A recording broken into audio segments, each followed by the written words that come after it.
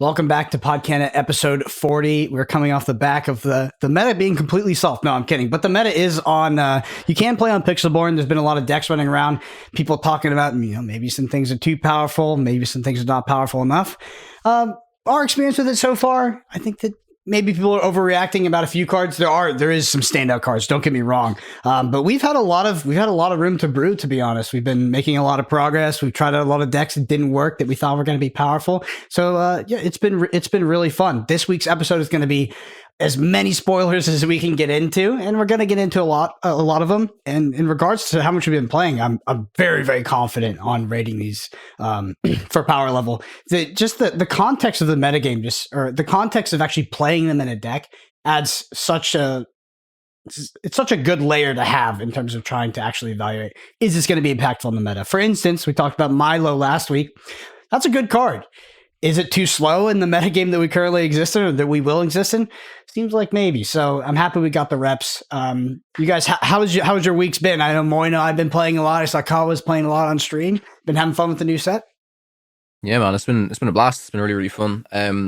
My first deck I wanted to try out was Mufasa, mainly because I didn't actually play a Mufasa deck in set 2, and I know a few people were kind of hyping it up. I don't think it was like a tier 1 deck at all, but it was really fun to basically make an all-character deck that I would say wasn't half bad, honestly. That was pretty good. That being said, like, we're going to talk about this a little bit. Like, anyone that, is playing in this little testing phase before actual set release that says, oh my god, I found the next broken deck, is like, come on. It's literally been a few days. It's broken. So, it's like, broken for that time, for what it's worth. I mean, they're not wrong, but things are in flux. We'll say that. Mm-hmm. For sure. But it's been fun. I played a lot. But in the lab, it really doesn't tell you anything because it's kind of hard to lose in the lab, which is the unranked mode on the Pixelborn simulator. But also, I've spent a lot of time just playing against Brandon different decks, so that we got some actual testing in. But even then, we're at such early stages that I wouldn't really feel confident talking about the meta, which is why I'm happy that we're just talking through the cards for now, and then leaving the meta discussions maybe for future episodes. I thought he was going to say, it's hard to lose in the labs, but it's not good testing. I played a lot against Brendan, but it's also hard to lose against him. So it's bad testing. Moyen and I were playing quite a few decks. Obviously, we were playing the Jafar deck. I was playing some Amber Steel, like anti-song sort of aggro deck, and I was playing... I played that. That was pretty powerful, actually. It was. Amethyst Steel. A few things, to be honest. And there's Ruby Amethyst with the locations. There's the Pirates with the locations. There's the Infinite Beast combo in Emerald Steel that you can try to do. There's new Vamp decks in Sapphire Ruby, Sapphire everything, honestly. So there's lots of room to explore. Yeah, I would say Moyen and I we came away from that testing with the die roll was important, I would say. I don't think the person who lost a die roll ever won a single match, and this was with multiple decks. It's just like I think we felt it a little bit less because we were playing Ruby Amethyst in both set 1 and set 2, and the Ruby Amethyst mirror in particular. Obviously, against aggro decks, you want to go first. But the mirror, it was less impactful. It's impactful, but less impactful. Like Jafar mirror, like Jafar versus any other deck, like you really want to go first. It was tough. So especially in the tempo mirrors, any aggro deck against the Mufasa deck or your aggro steel deck, just really, really wants to go first. Yeah, aggro's definitely gotten faster from what I've seen though as well, right? I think it's gotten like it was fast, but it can get faster. And I don't know how much more vulnerable it's become, because I think a lot of the tools that we've got in the set are less.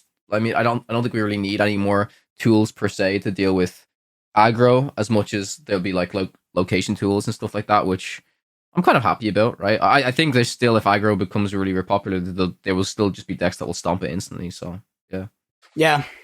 It's an interesting phase. We'll see. I mean, there's going to be so many more decks that come out. Anyway, of course, we'll have a quick, no headlines, quick spill the ink section, which is our listener question section. If you want to get your question read out on next week's podcast, you can shoot us a comment on YouTube and we'll get it queued up. Anyway, the first one here is from Mark Miller 6744. Say hi, hoping this is the right place to get my question read out for next week. My good friend and teammate, shout out to Lore Seekers in Central Florida, just won his 3rd tournament in a row. Each of these events had 40 plus people and a 1K plus total cash prize pool. He didn't just top 8. he won the tournament or was gifted the top when he wanted to play, and other finals person decided to concede. I'm fairly new to competitive TCG play, but to me, outright winning 3 times in a row seems insanely rare and quite special. What's the best run you've ever been on or seen during competitive play? I'll go first. So one that was not me is someone named Michael Hamilton in Flesh and Blood. He's kind of the GOAT. Basically, he won like multiple callings back to back, a U.S. Nationals and then a World Championships, which is just ridiculous. I mean, multi 6-figure winnings in the span of like a year, which is crazy. For me, what is going to be these like upcoming Stitch tournaments for the playmat, or it's like the promo. We had that version of Flesh and Blood, and this is back in Flesh and Blood, before we had Pro Tours, before we had World Championships. So it was the height of competitive play. It was still regional based. I won 5 of those in a row one time. That's when I got that promo that me and Moyen were talking about a while ago that was immediately worth 2K when I won it. Currently is 6K. So yeah, Moyen was right. Yeah, sometimes they go up in value. But yeah, 5 of those in a row was probably the craziest craziest run I ever put together, and I don't think there was anybody else that won that many. So yeah, it was basically, I would attribute that to, so just to dig a little bit deeper, I would attribute that to us having a much better deck than everybody else, even though it was completely public. The list was published. We talked about it on our podcast in Flesh and Blood. The community thought that they could implement a certain strategy against the deck, which we genuinely believed we were 100-0 into, which is fatigue. It means you block out and you run them out of deck. And we had an endgame strategy that we could not lose. So it was like I would go to these tournaments and I would have 50% of my matches, 30 to 50% of my matches were just buys. It was ridiculous. Like, it was just a crazy scenario. All right, I'll pass over to you guys. I want to say, I'll say mine, because it's definitely passed into Moyen. I haven't had any like crazy hot streaks. I've won a few tournaments here and there, but in terms of watching the absolute craziness, it was definitely Moyen during Marvel Snap, when like Marvel Snap competitive stuff has never been insane, right? But you've got like these weekly tournaments. You had like these things that are now going to be that have qualified players to this quote unquote kind of world championship major tournament for $3,000 in the prize pool. But Moyen, like week after week, like weekdays, weekend, went on the most insane streak I think I've ever seen. And he, like, no one could beat him. No one could beat this man. So I'm sure Moyen's going to say there's probably a better run he's had. I'm not too sure. Maybe not. But like, man, those are some crazy times. That's when the name Moyen was popping up everywhere in Snap. Everyone knew who this man was. Yeah, at those times, those tournaments were all like single elim mostly. Mm-hmm. Yep. Mm-hmm. And maybe like 64 players, 128 players tournaments that only paid out like 100 for first.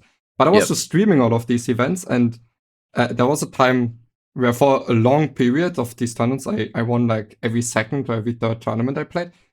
So that was, I still made decent amount of money out of those tournaments, even if the prize payout was so little. Yeah. So I was just farming them. I right now in One Piece, I had 2 consecutive really good tournament runs. So the 2 first tournaments, the set, I went 12-2 in both of them. Which placed in the first tournament, it was a 500 player tournament, maybe, or I'm not sure. Wait, actually, it might have been 500 or 1,000 player, and I top 4 that event. And then the White tournament after that was 2,500 players, and I went 16th, which isn't. I didn't win both events, but that's like borderline impossible. So that was a good streak. In Hearthstone, I would say that Just Saying had a crazy streak. There was one of tournaments like half a year where he was almost unbeatable. We just kept topping every major event. That was one of the craziest streaks I've ever seen. Where in the end he also qualified 2 worlds and for fall championships. So it was like WSG, DreamHack, Tour Stops, and then the championship. I don't know, it was just a lot of tournaments, and I have no clue how we kept on winning for that long, especially in a tournament in a game with that high variance. Yeah, so it definitely happens. But the streak that the listener is talking about is also very impressive. That's very impressive. Yeah. Yeah, Marvel Snap is a crazy game. It's actually like a super high variance game and a single best of one match. Like if you queue the ladder, but they have something called Conquest Mode where you basically start with 10 cubes, which you gamble throughout the series. Each player has those, and it becomes much lower variance. And it's actually incredible how good some players are at that. I won a single 128 open tournament and single elim tournament in Marvel Snap, and that was tough, to be honest. Like these open tournaments, and that open tournament at 128 player, by the way, I played KJB and Johnson. It was just ridiculous. I was like, those tournaments are hard to win, especially with the single limb. There's no forgiveness for variance. So yeah, I mean, Moyen's a lot of people don't know this in Lorcana, but Moyen's name is like, I think if you went around in Marvel Snap and you just asked the general Twitch watcher who's the GOAT of Snap, you would hear Moyen a lot. I think that name would come up a lot. So yeah. Anyway, on to the next one. We have Ro Bear 1940. Poor Kawa is traumatized. He rates every card poorly to not get roasted by Brendan and Moyen. Stand up these bullies, Kawa. We love you. Okay, well, I don't know if it's bullying, but okay, am I gonna try and defend an absolute dog shit card now? Is that what I have to do? Yeah. For the people. For the people. I think Kawa's not rating him low. I think he's just getting more accurate, and then 90% of a set is bulk. Like it's just not going to be played. I mean, that's the case. I mean, shout out to Phonetic. You just set 3 is all bulk. He posted a deck tech, and I was like, he's not putting bulk cards in those decks. Sorry, I'm never going to get old of that one. Anyway, Dark Mage 7771. Love this podcast. Great input from experienced TCG players. Helps give great perspective on how good this game is. Game is good. Squizomatic. I can't wait to see the reaction to Jafar. It's a good card. I think our reaction is a little bit more, it's tamed in the communities. I think that card is currently balanced. Maybe it's because the decks are a bit inefficient. Maybe they're not built correctly, but it seems like a very powerful deck, a very uninteractive strategy. My only issue with the Jafar wheel deck is not what it's doing, not gaining 7 lore, not drawing 7 cards. I really don't care. The issue is that when you shift it, you can do it literally the turn that you put Jafar on shift, and you actually don't cast any resources either because you sing it. So you can basically double wheel if you go hand to hand. You can get 14. Yeah, so that is high variance because basically you have to draw into the next wheel, and you have no way of guaranteeing that. And for your opponent to deal with your Jafar, first of all, they can only interact with the early drops. Because they have to basically know that you're going to shift Jafar, interact with the early drops. But if you talk about the second Jafar, the second wheel. So when you wheel, not only are you getting 14 more, or you're getting 7 lore, but your opponent's answers to your Jafar have to exist in a hand that they have no agency over. And that's kind of annoying. Like that's a bit high variance because like you could know like, hey, the only card I lose to here is Jafar. You could have something like a Dragonfire, so maybe you can't deal with the small Jafars. And you're like, okay, I have my tech card. Wheel it away, and now you don't have anything, and that's just like, okay, great. I mean, I have no agency over those 7 cards, so I just got wheeled into. So that's kind of annoying. Moyen, what are your thoughts on the Jafar deck? I think it's quite strong. Yeah. But it's like it's not crazy unbeatable. As in, there's a lot of ways to play around it. You can try to remove the small Jafars, but that can be rough, especially if they play a lot of them. And also, some ink colors are just not capable of removing those back to back to back. But the thing is, even when they do shift Whole New World, if you can efficiently remove the Jafar afterwards, and they only gained this +7, I think those games can still be very, very winnable. That being said, I think the deck is quite powerful because it doesn't have to play a lot of bad cards for this combo, and it still has a very, very good game plan, even if it doesn't go for the Jafar Whole New World stuff. Even then, it's a very playable deck. Yeah, I think just to finish off about the deck, I think there is a lot of counters that exist to the deck as well in the forms of Bare Necessities and the Ursula. I think we covered the Ursula already, but Bare Necessities is basically you see your opponent's hand, you pick I think it's either an action card, song card, whatever it is, out of their hand of your choice. A non-character card, excuse me. And yeah, I mean, if that deck becomes really, really popular, then maybe we might see these decks come out to counter it. But I think the reason why the deck is just so is generally powerful. Is exactly what Moyen said. It's like obviously the combo, what it does is powerful, but if you're playing a combo deck that as a deck altogether is just a fine deck anyways, that you're not basically, I have to put all of these dog shit cards into my deck to make my combo happen in order to win the game. If all these cards are just good anyways, that just makes the deck better. The initial versions of the deck were just that. They were bad cards in the Jafar deck and literally only tried to do one thing. And people realized pretty quickly you don't have to do that. So the deck actually kind of reminds me of Splinter Twin in Magic the Gathering. It's not as powerful. Splinter Twin, so basically a Splinter Twin is, for people who don't know, it's a 2-card combo. So it's a 2-card combo. You cast 2 cards, you're going to win the game instantly. So the shell it went into is just like this counter magic, like stop you from doing your thing, and just like this very efficient deck. And then it would just cast 2 cards, win the game. I don't think this is quite at that level, of course, because you don't win the game instantly. But it's like you can put this in, your deck, and it's not a huge downside. Like obviously, Whole New World is uninkable, but you can play a deck that will happily Whole New World without Jafar, and the Jafar package is inkable, and the young Jafars are actually pretty decent too. They're pretty decent. The worst Jafar, the evasive 3/2, double trades with Minnie. So basically, from early testing, I think you can try to tag in a where you try to discard their Whole New Worlds, but those decks can. I don't know if they actually beat the Jafar decks, because the Jafar deck can just like do the normal steal. That's very fair. Stuff and yeah. I mean, we have to see what those counter decks will actually look like. Like to say that, oh, you just play this card to stop their combo, but it's the same thing. If these decks actually have a similar type of build where they just run good cards, then we can talk about it, right? But if it's, oh, I just have to play this kind of bad deck with these 2 ink colors just so I can play these cards, then it might not be as good, you know? Last thing I want to say is like my first reaction to the Jafar deck was like, oh, we just play like ramp. We play like blue-red ramp. And then if they wheel us, like it's pretty good for us because we have so much removal. Our threats are going to be way more powerful. But the issue is like with the current state of non-Jafar decks, I feel like if I don't play Steel, like I'm just losing. I feel like Steel is like a pretty powerful secondary color because the aggro decks are insane right now. Like we were playing. Go ahead.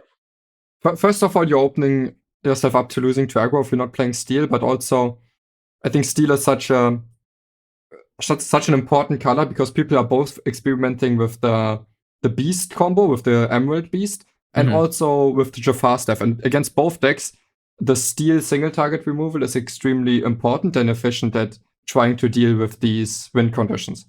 So any deck that doesn't play Steel needs to do something uniquely powerful to warrant you actually building that deck.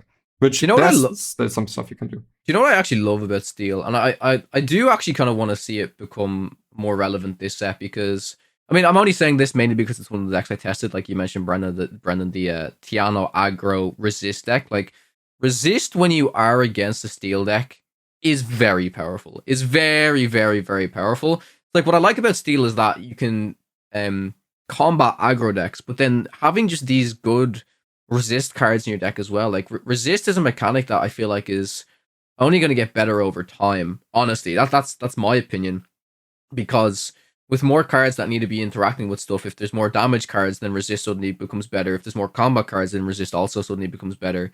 So all around, Steel is just a great color to combo with another powerful color, right? Which is why I want to shout out just Sapphire Cogsworth, because it's just playing that card entirely shuts down the Emerald Steel combo, because suddenly everything has resist, doesn't get damaged, or the Cogsworth itself isn't targetable. And it's also good at just being a good card against Steel. So I think if you want to be playing Sapphire, it's a good shout to be playing around Cogsworth. Should have seen Moyen's reaction when I was dropping those Tianas on him. He was just like, bro. It's like, I just cannot beat this card. I think that the Amber Steel list is actually underplayed right now, to be honest. It was really powerful. It is kind of just an aggro deck. I didn't feel like I was making many meaningful decisions, but it's you asked some serious questions with the current, because there's that new 2-drop that gains 2+2 lore if you have 2 other characters on board. Piglet, right? Yeah, what the that thing's busted. So good. Anyway, let's hop into the spoilers. We got a lot to go through. Okay. All right, you want me to call them out? Or? Sure. Yeah. Okay, cool. All right, first card we have is an Amethyst card. It is 3-cost inkable 3/2 quest per 1. Iago, pretty poly, just evasive. So basically fidget, but for Amethyst. Anything you guys want to say, or Nothing to say past that. Gives you more tools to deal with evasives. I don't think Amethyst had a lot of ways to deal with it, so it's a relevant tool at that. But I do think evasives are going to be less popular in the format, or they're not going to be as core to the strategy as they used to be. We were playing a Ruby Amethyst list, and it did have Minnie Mouses in it, but it was also doing a lot of other things. Jim Hawkins cheating out the locations, stuff like that. That's fair. Next card we have is an Amber Item, Cleansing Rainwater, 2-cost inkable. Banish this item, remove up to 2 damage from each of your characters. Initial impression is like, I don't know, whatever. Like, yeah, these things are always bad, right? They always have been bad. That being said, it's an item synergy, and it actually is each of your characters. I feel like these things are usually reading away where it's like remove 2 counters from your character. So like at least it hits like an AoE, but still, I don't see it at all. Yeah. It's nice that the heal cards get some synergy. Yeah. For anyone that wants to keep playing that blue-yellow deck with heal, like maybe this goes in there. So next card is a 5-cost inkable 4/4. Dawn Massacre, quests for 2 in Emerald. This is just evasive, by the way. This is the keyword. We're looking at this card in a different language at the moment, so it's just a 5-cost 4/4 evasive card that quests for 2. So if you compare this to Ray, it's basically +1/+1 in stats rather than the +1 lore. Do you think you'd play Ray, or do you think you'd play this? Depends on the meta, right? If there's more things like Smash that want to kill off Ray, then maybe you play this. But yeah, it's also a pirate. That's actually non-zero. Probably noteworthy. Yeah. I have a fundamental issue with evasive characters that are expensive. I think you want your evasive characters to be as cheap as possible, in general. Yeah. Because your evasive characters need to be capable of racing your opponent. If you just drop them and then your opponent can still quest faster than you, then it doesn't really matter that your character cannot be challenged if they don't need to be challenging it to be racing you. So it's kind of like a Goofy with +1. Yeah, it's better Goofy, right? That's what it is. Strength. Yeah, but Goofy is just not a very good card. I personally think Ray is probably like there's scenarios where I would put Ray in my deck. I don't think I would ever really want to put a 5-cost. I think you'd put this one. I think the only reason you would put this in a specific deck, like I said, is if this pirate deck event in a few sets actually really requires a really powerful tool like this.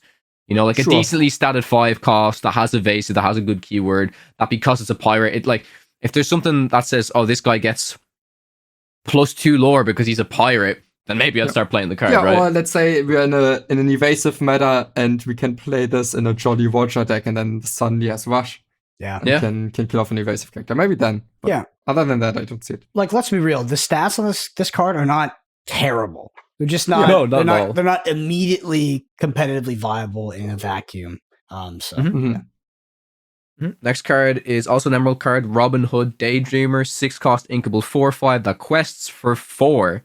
So same stats as a very powerful card, Tinkerbell. Obviously, Tinkerbell does something when she comes down onto the board, but the interesting thing to note about this card is overall, you'd say, it's probably kind of a powerful card. Like usually 6-cost 4/5 stat line is all right, but now we've got and then along came Zeus, which is that new Steel song that will just instantly wipe out this card. So if that 5 damage becomes this new breakpoint and Steel is everywhere, this card might not see that much play. But I mean, we've seen that the 4/5 stat line is okay, but usually it's okay because it comes alongside an effect that's quite good, right? I'd rather be playing, if this was a 3/6, I'd rather play that than make this just a 4/5, you know? Yeah. 6 cost, like for this effect, like again, it's like if you're having things that are questing for big amounts of lore, you want them to be low cost or very, very resistant to removal. So they would need like a 6 cost in an aggro deck, or like, because this seems like a more aggressive card, I think would need, I would prefer something that had more evasion, right? Not evasive, but you know, it either has ward or maybe it does have something like that, so that it's more resistant to removal. If not, I'd rather have like 3 cost whatevers that quest for 2 usually. Yeah, I agree. Yeah, I also don't think I don't know how to I know what Brent's getting at, but it's kind of hard to pinpoint down. It's like for these evasive, for these aggressive strategies, you would rather be playing these stats divided upon multiple cards, and that can still together quest for the same amount of floor, but then they're harder to remove. I think just spending a 6-drop on something that costs for 4 is tough still. Yep, 100%. Next card is an Amber card, Queen of Hearts, Wonderland Empress, 3-cost inkable 3/3. Whenever this character quests, your other villain characters get +1 this turn. I mean, I don't see a villain deck popping up at the moment, so again, this card to me right now, it seems bad, but in the future meta where the villain tag is actually meaningful, then maybe it's fine. Also, it's Queen tag, so that could mean something too. I like this card, actually. I don't think it's immediately impactful, but I think it's a powerful 3-drop in a villain. So if you had a villain deck, and again, like I don't know the subtype of all villains in Lorcana currently, but let's say your villain deck looked anywhere close to like having 1-drops that are similar to like Lilo, like any kind of aggro villain deck where you have like these efficient 1-cost you're dropping, like a piglet derivative at the 2-cost. Like I would love to play. So the thing is like whenever this character quests, your other villain characters get +1, so it's more of like a swarm strategy. But it's not just this character; it's like all the other ones. I think surprisingly, I actually like the card. I don't see a villain deck at the moment, but anytime we get a critical mass of low-cost villains, I'm looking at this card. This is good. So right now, the best cheap playable villain is the Queen, as the 1-cost and the Shift. The Shift Queen are probably the best villain cards to be flooding the board with. Yes, still then, I don't know. You need to be flooding the board with a lot of villains for this card to be good. Like, you need at least 2 villains on the board, and then all 3 to be able to quest for this to be above weight. And like, we do have 3/3s that quest for 2 in the game. For sure. Not playable. Yeah, I think if you have one other character, that's like the floor. Like, if you don't have a character that's like, you want your floor to be one other character on board. Anything past that is actually pretty good. So I think that's not crazy. It's not a crazy ask. The one thing I love, like I feel like, and Brennan, you can answer this question better than me, but in physical card games, I feel like there's less cards that create like token cards, right? But if like Lorcana was primarily a digital card game, right? Imagine there was a card that just whatever cost makes loads of really cheap villains, then the idea of this card is kind of cool, right? Like in Hearthstone, you've got Paladin, right? Where Paladin can do all that synergy with the little champion dude. Yeah. Magic creates a lot of tokens. It does. That's the exception. I know Magic does have a lot of tokens, right? So yeah. Yeah. I mean, Flesh and Blood has them, but they're not. They're just not like as nearly. You don't have like a token focused strategy except for maybe one deck. Sure. Next card that we have is a Steel Action 1-cost inkable. Olympus would be that way. Your characters get +3 attack while challenging a location this turn. Needs to say draw a card. At this, I think it's unplayable. Yeah. You cannot be spending an entire card on this type of effect. And it's extremely specific. Yeah. Next card's interesting. Another Steel Action, Rise of the Titans, 3-cost inkable, banish chosen location or item. Do you think you'll be actually playing this card to get rid of locations, or do you think we'd actually just be hitting into them more often than not?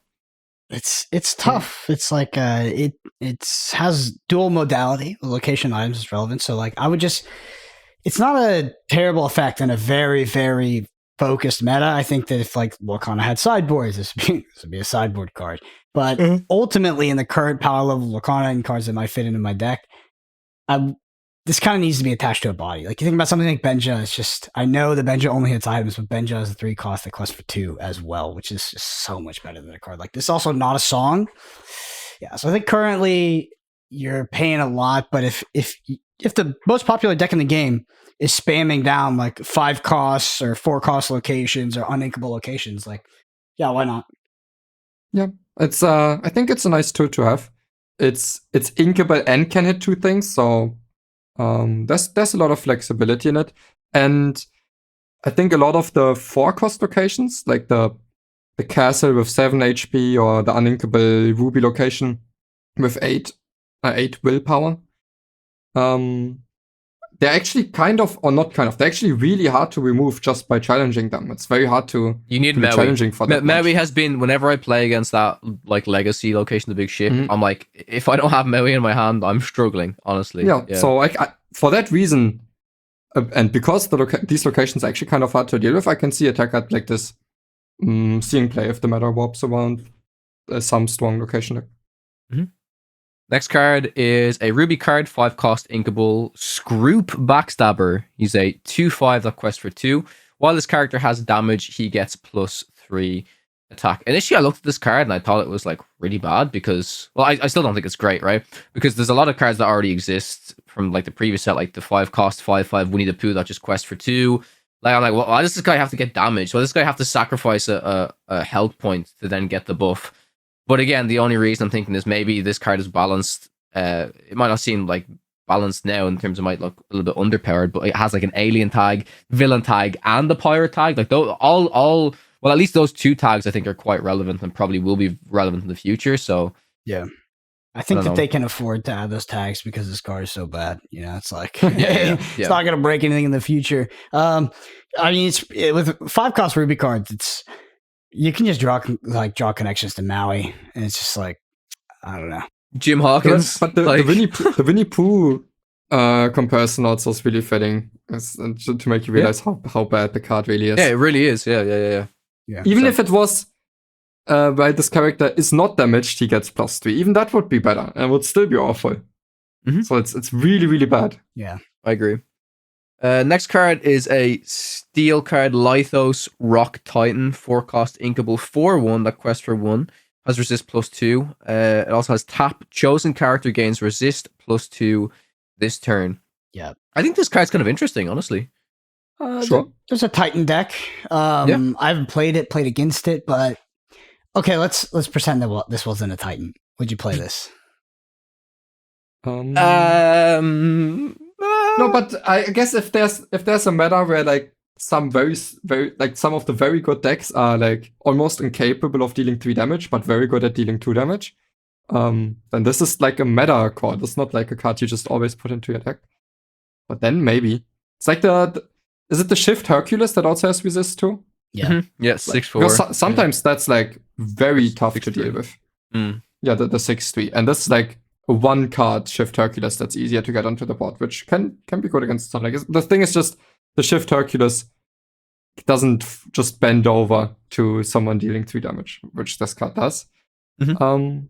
And then on top of that, there's also a Titan which I don't think we've reviewed yet that gets to challenge multiple times. Mm-hmm. And that card having resist makes it a lot more powerful. Yeah, next card that we have is another Titan, Amethyst, Hydros, 3 cost inkable 2/2 that quests for 2.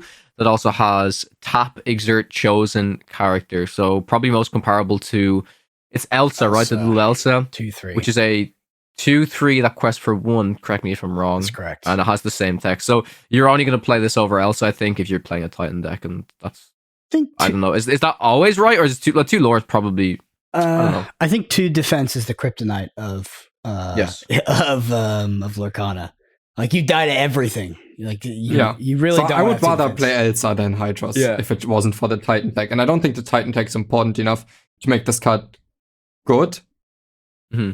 I think my issue is, I mean, we haven't seen all the Titan cards yet so far for this review, but I think I from all the Titan cards that I did see, and from what I know as well, I could be wrong, but I think this is all the Titans. Like, I don't think there's any more Titans from Hercules and from stuff. So I don't know, like oh, potential for more Titans. I could be wrong. I'm pretty sure there's a big Titan, right? Like there's like that we haven't seen. Yeah, maybe we saw it. That challenges multiple times. Some synergy with this one. So what I'm saying is that there's other Titans that we haven't reviewed yet, but out of all of the Titans that I have seen that we haven't reviewed yet that are in this set, I don't think they're going to add any more Titans, and I don't think the Titan deck is that good at the moment. You know what I'm saying? Yeah. I haven't played it, so I've just heard it's not that good. I mean, all the characters are clearly statted badly. Well, I mean, the 4/1 with resist 2 is not bad, but a 3 cost 2/2, I know quest for 2 is terrible. It dies to literally everything in the metagame. Uh-huh. Also, having if you compare it to Elsa, and then the slow really doesn't matter enough, because How often do you The question with this? main- Yeah. The main use for this is to exert it so you can exert an opposing character, and then if you're doing that, you can Play cast. Pinocchio every time instead. It's a really good point. You incur a larger opportunity cost by exerting this than you do with Elsa. So it's like they don't work together. A tap ability in the text box and a high lore count in the bottom right. Yeah, they don't work. Are not very symbiotic. Interesting. Next card is a Sapphire item, Scrooge's Top Hat, 2 cost uninkable. Business Expert, tap. You pay 1 ink less for the next item you play this turn. Interesting card. All the items I play are cheap. I mean, then it's so good. So 1 cost, this is like a lantern. 0. It's like a lantern. Yeah. But lantern I can use I'm playing a character each turn. Yeah. And we're playing an item each turn, even in item heavy decks. That's not easy to do. Yeah. Yeah, for uninkable, I'd be surprised. It is an item in itself too. I don't know.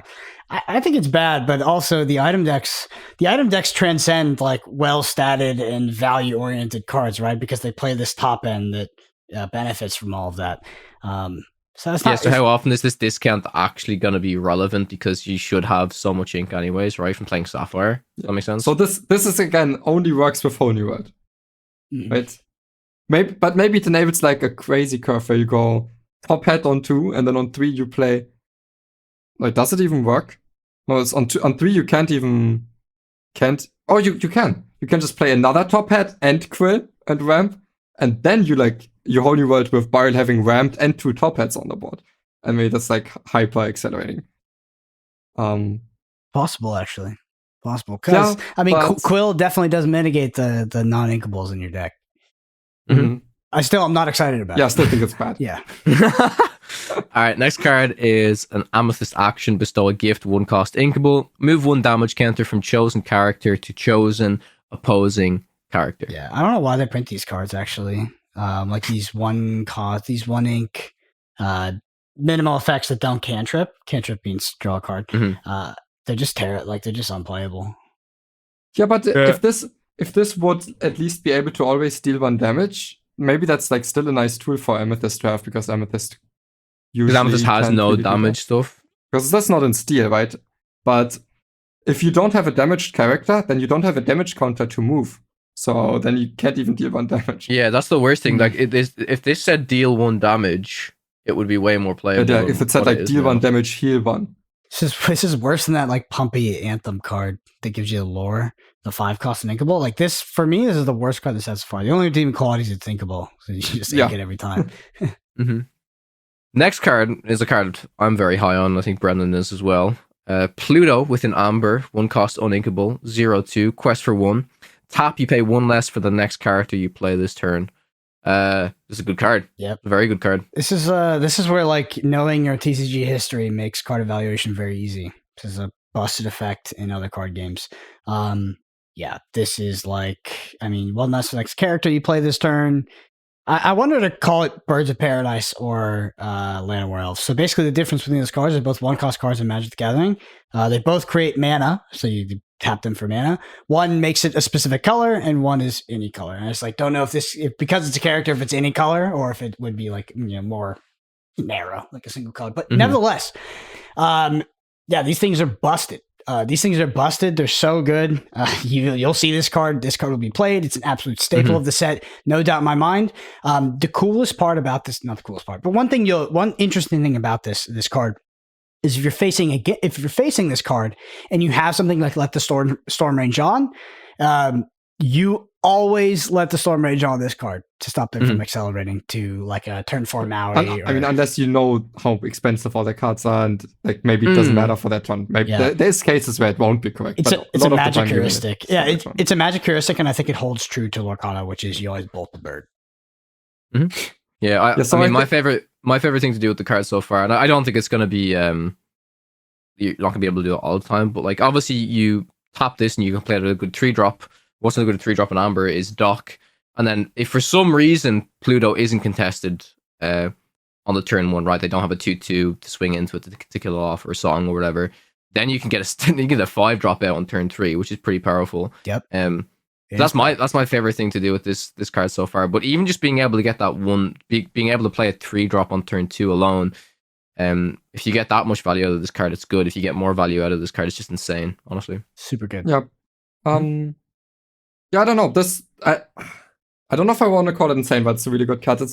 It's also a lot of the time you can just hold this for this one turn where cheating a card out one turn earlier is like really impactful. Maybe it's a Mufasa out earlier, or maybe it's a Maui on turn 4 in a mid-range aggro mirror that helps you stabilize the board.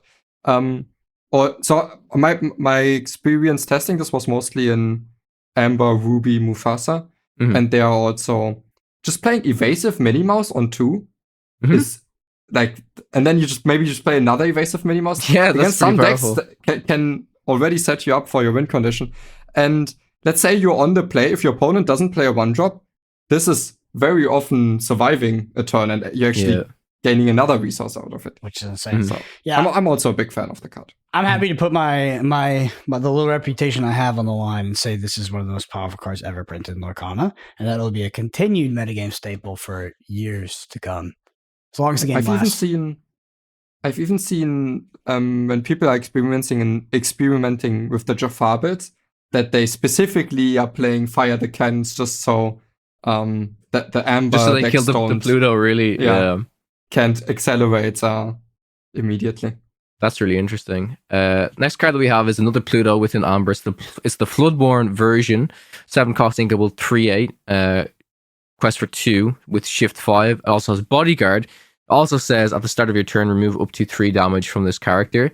I think this card, if you're playing it as a 7-drop, is like it's yeah. It can be okay if you're shifting it. It can, like, I think this card is a fine card if you get the shift effect off on the Pluto. Like the biggest thing I was doing, I was also playing the Ruby Amber deck, and I was playing Perdita, which we haven't got to yet, but she basically allows you to bring back a 1 cost or a 2 cost from your discard. I was able to bring back my 1 cost Pluto and then kind of get some shift value out of this. So I think this card's fine. I think it's okay. The fact that you can play a 1 cost Mana Accelerator or pseudo Birds of Paradise, and it's a 0/2, so it's expected to die eventually. But then like you can have the dual utility of getting characters out early that are not supposed to come down on specific turns, and then you can shift it into a relevant threat. Dude, come on. That's ridiculous. Yeah, it's so we can shift this for 4, right? If we use Pluto on the same turn. So correct, yes, you can. Yep, you can. But if you use Pluto on turn 4, then the card comes out exerted. But you don't really care about that anyways because it's Bodyguard, right? Yeah. Yep. Yeah. So I think this card is only playable if you're playing the 1 cost Pluto, right? I'm not playing this for the 7-drop just itself, but with the 1 cost Pluto together, it actually has some games where it can be very strong. And also, Amber has access to some very strong questing characters like Piglet. Have you reviewed Piglet yet or no? Piglet, yeah, no, we have. Piglet was like one of the first cards, but we didn't really evaluate it that. I think you thought it was decent. No, I think we still said it's really strong. Yeah, I think we did. I think we did. A 2 cost quest for 3 is gonna hit above the bar, I think, every time. And also, so what I'm getting at is that you have like one drop Lilo, you have 2 cost Piglet, and then if you are hiding that behind this wall of this huge Pluto, that there's actually a lot of merit in that. So I think it can be very strong. Also, in the Mufasa application, it's nice that occasionally you're cheating out a big drop from Mufasa. Mm-hmm. Yeah. Next card that we have is an Sapphire card, Rufus, 5 cost inkable, 4/5, the quest for 1. When this character is banished, you may put this card into your inkwell face down and exerted. I think this card's really bad. Yeah. It's kind of similar to Evasive, so I'm okay with this effect, but I want it for the cheapest rate possible. That's why Grammatala is a million times better, right? Grammatala is literally this card. Yeah. And on its own, Grammatala was like borderline still not good enough to be played. It was always like on the edge. And yeah, I think that's just too late for this type of effect. Yeah. Mm-hmm. Next card that we have is Diablo, Amethyst card, 1 cost inkable, 2/1. Quest for 1. Whenever you play a character named Maleficent, you may look at the top card of your deck, put it on either the top or bottom of your deck. So basically, whenever you play Maleficent, just cry. I don't know. I think it's. I'm trying to think of what Maleficence you want to play this way, and that's just like no. No, there's the 3 cost Maleficent that draws a card. That's really good with this. The problem is, I think has 1 health is not good, right? Yeah, I think the stat line is bad from this, and even if you do get the effect off, it doesn't really do all that much. Yeah, and Isn't this in worse? Lorcana, you can order the triggers however you want, right? Like you can order the trigger of this before Maleficent. Yes, I do believe so. Okay. I think so. I think so. But yeah. Still, like, I'd rather the one cost 2. Isn't this a worse? Like I don't know if it is, but isn't this kind of a worse Merlin Squirrel? Because the Squirrel, yes, is 2 cost, 2/1. That's Scries, but you don't have to have the condition of literally having a character called Maleficent on the board. I don't like the Squirrel either. Oh no, I'm not saying that the Squirrel is amazing. I'm saying, is the Squirrel better? Maybe. I don't know. Paying 2 for a 2/1 is a big ask, in my opinion. I'd pay 1 for it. Like, I don't know. I always don't value this effect very high. Like, scry the top card of my deck. It's like, It's not 0, but it's pretty damn close. Also, in this case where we can choose the order and we're playing Maleficent on 3, it's actually this situation came up in a lot of different card games, and there's a mistake that people like to do. And in that case, you would want to draw the card first and then scry, which gives you more information about the scry, because the card you draw has not any impact on your turn anyways. So and a lot of people they want to intuitively they want to scry first and then draw, but I think in there's these situations where you would draw first and then scry. Agreed. Yep. Next card that we have is an Amber card, Miss Bianca, 2 cost, Inkable 2/2, the quest for 1, Stinger 4. This is literally just is this literally a reprint of Sebastian? I don't know if I think Sebastian might have the ally tag instead of hero tag, but same thing as Sebastian. I mean, we saw the 4 cost song, which is Then Along Came Zeus. That song is busted. Yeah. Stinger 4 is actually pretty relevant nowadays. I think Moyen was totally right. Like, it's not that we were low on the Along Came Zeus, but that card is freaking ridiculous. Like, that I is love that card. Yeah. But hence why I got an enchanted version. Yeah, pretty sick. But that being said, I don't think it's a card that needs to be sung as early as possible. I think being sung by 4 drops is completely fine for that card. I don't need to be singing it on turn 3. Agreed. Yeah, that's fair. Brandon's favorite card, we're not going to review this card. Boss is on a roll. People were playing that card, but again, like they played it in the Jafar deck, and it doesn't, if your deck is trying to do literally one thing in combo, like, yeah, it's a fine card. You look at 5 cards. But ultimately, you see the evolution of the Jafar deck, people just realize you don't have to put shit cards in the deck. And it's still good. Like, it's like, oh, we have this crazy combo in our deck. We don't have to play bad cards because this is a bad card. It's a bad card. But if your deck can only have one game plan, it requires 2 cards to come down together, then sure, it's a tool. Yeah, it just makes that game plan a whole lot more consistent playing this card. And if there's a meta where people are not, decks can't really beat this game plan, then it's still a very valid way to build the deck in this specific way. Sure. Next card is a Sapphire card, Huey, 2 cost, Inkable 2/2, the quest for 1 with support. Whenever this character quests, if you have characters named Dewey and Louie in play, you may draw 3 cards. So I'm going to talk about these other 2 cards because, drawing 3 cards when a card quest is pretty good. So Dewey is a 3 cost, Inkable 2/3, that quest for 2 within Sapphire. That also has support, I think, is actually a fine card. We've already seen this card. That's like Mulan, I think, with an Amber in set 2. But then where things get a little bit trickier, I think, is Louis is a 4 cost, Inkable 3/4, that quest for 2 that also has support. I don't know, these cards are fine. If you're playing a deck that really revolves around support and these cards are just fine, then maybe this whole package works. If you can get 3 cards, it's fine. But it seems like it's too much trouble to try and actually make it work. But it is a 2/3/4, right? It is like a curve option. But then how often are you gonna have these cards on curve? So yeah. Also, even if you do the 2/3/4, you would have to not quest with Hui on 2, otherwise Hui is dead. Correct. Yeah. And so then you would. So you're doing nothing on turn 2 and turn 3. You could saw that on turn 4 I can play Louis and hopefully Dewey and Hui have not been KO'd. And then I can draw 3 cards, and I played all these a little below rates that line cards. Yeah. Yeah. So it's just this is like a Timmy combo. It is. Look, guys, I did it. I drew my 3 cards. It is. I mean, we could do the math on how often this will happen, and then we could try to calculate the quantitative value for the tempo loss you get for actually not utilizing this character. And then what we're going to come up with is that it's garbage. Also, if Hui said you always draw this on turn 2, and Dewey said you always draw this on turn 3, and Louis said you always draw this on turn 4, I don't know. I still won't want that. It's not a. Can that? But I guess text you always even? draw ink. Yeah, I mean, there's some deck thinning that's going on there. It's kind of busted. Yeah. Yeah. I mean, but deck thinning is that probably more common in digital card games rather than or like in Magic? Is there stuff like Hell this? yeah, I could give you Really? that, literally, Okay. bro. There's the most powerful lands in the game, and they're not the most powerful. It's dual lands, but they're these things. They're called fetch lands. So they come down. They don't actually give you resources, but you can sacrifice them. And you can go get a regular land. It's just like From you your just go deck. get a regular land. You can get. There's reasons you would do that, but the main thing is like now this card doesn't exist in your deck. It's amazing. It's amazing. Mhm. I'm playing a Yeah. 56 card deck, or less. It's really powerful. Next card that we have is a Steel Action Baboom, 2-cost inkable, deal 2 damage to chosen character or location. Basically fire the cannons, except cost 1 more. It is inkable, which is really relevant, and then also you can hit a location. Would you play this over fire the cannons? Is my question. Sometimes, I would yeah. consider it. Yeah.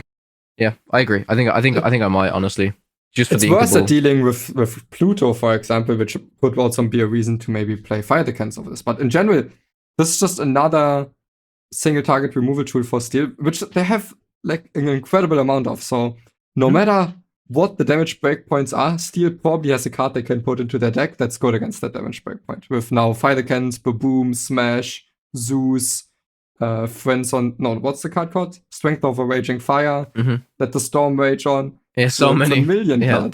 the list goes on. Dude, Yeah. Steel is just getting so much more powerful because fundamentally Steel is very good in Lorcana as a removal color, but they've also started to print other good cards in Steel.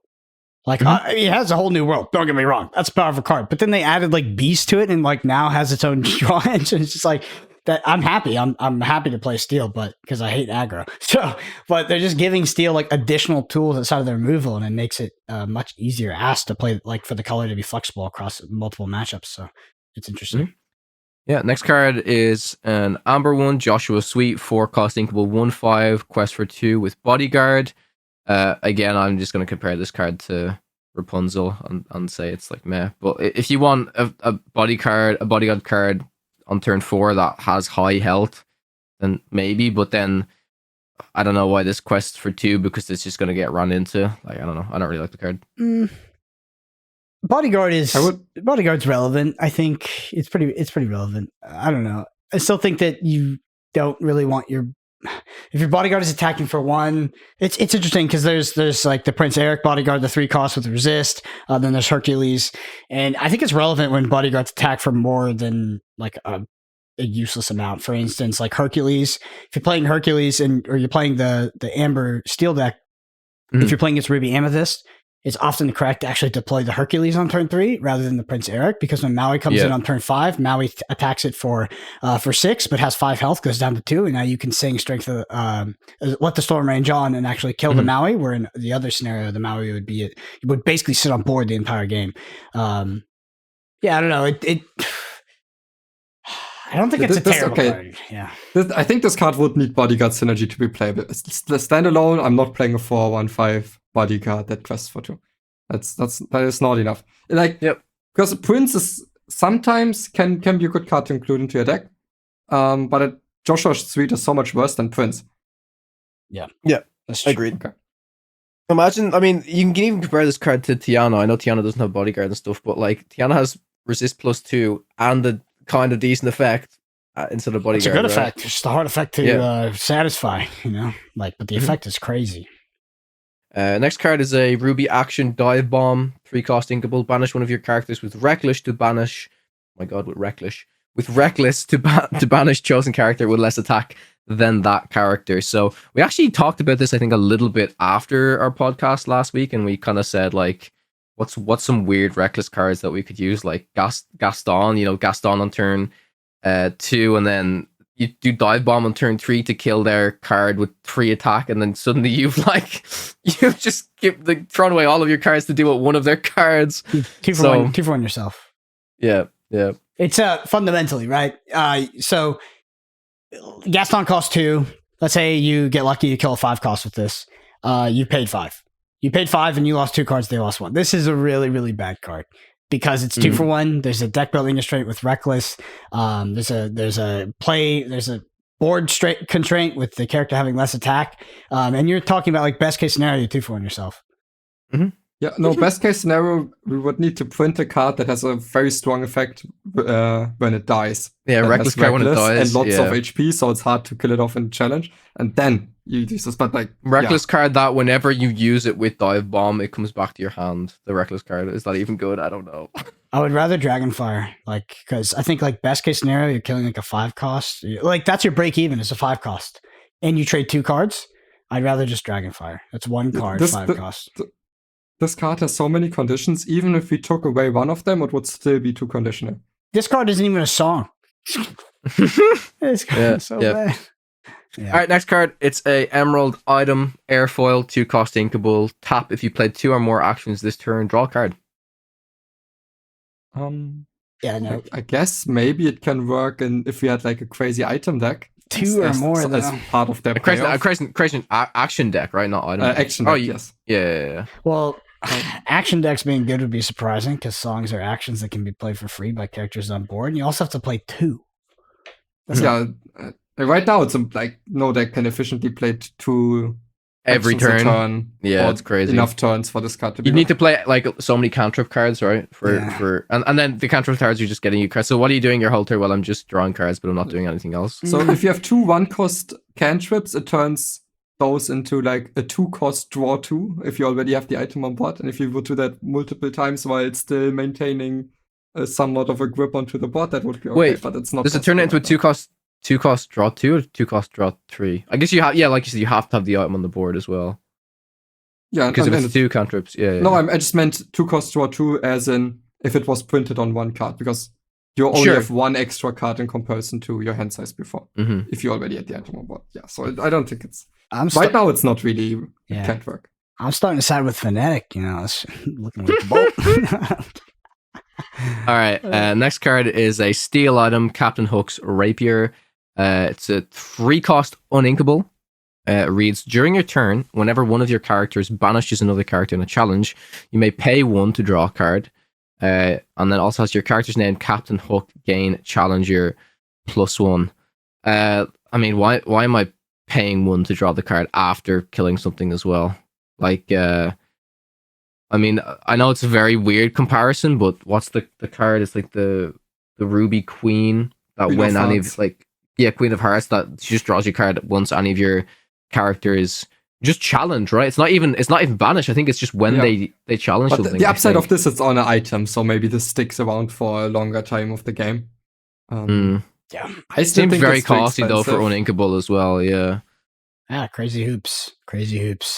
This said whenever a character is banished, hell yeah. Whenever an opposing character, all that stuff, because you grab your swords, draw a bunch of cards. Yeah. But I mean, this card is terrible. Yeah. Next card is Helga Sinclair with an Emerald, 2-cost inkable 2/1. A quest for 1. When this character is challenged and banished, banish the challenging character. It's the same effect as Cusco, right? It's the same. Yep, that is the same effect. I think you want your cards with that effect to be threatening and be must answers. This card is not. No. So Cusco is a problem. So people have to trade into it and lose the character. But this is the opposite of that. You would probably just let this quest because any character really don't understand. Is like, I actually really don't understand this card. Well, it shifts into the other Helga, I guess. So the Cusco, also you cannot really remove outside of a challenge, but this Helga Sinclair just falls over to any action. Yeah, that's what I'm saying. Yeah, like it just seems really, really, really like if they printed this card literally just to be the Helga Sinclair, then what? Are you only like, oh my god, my whole deck relies on shifting Helga on turn 3, so I play Helga Sinclair 2-cost and Morph because they're effectively the same cards. But okay, moving on to the card we're talking about quickly, just so we have some more context. Helga Sinclair with an Emerald, the Floodborn version, 5-cost uninkable, 4/4 that quests for 2, has shift 3.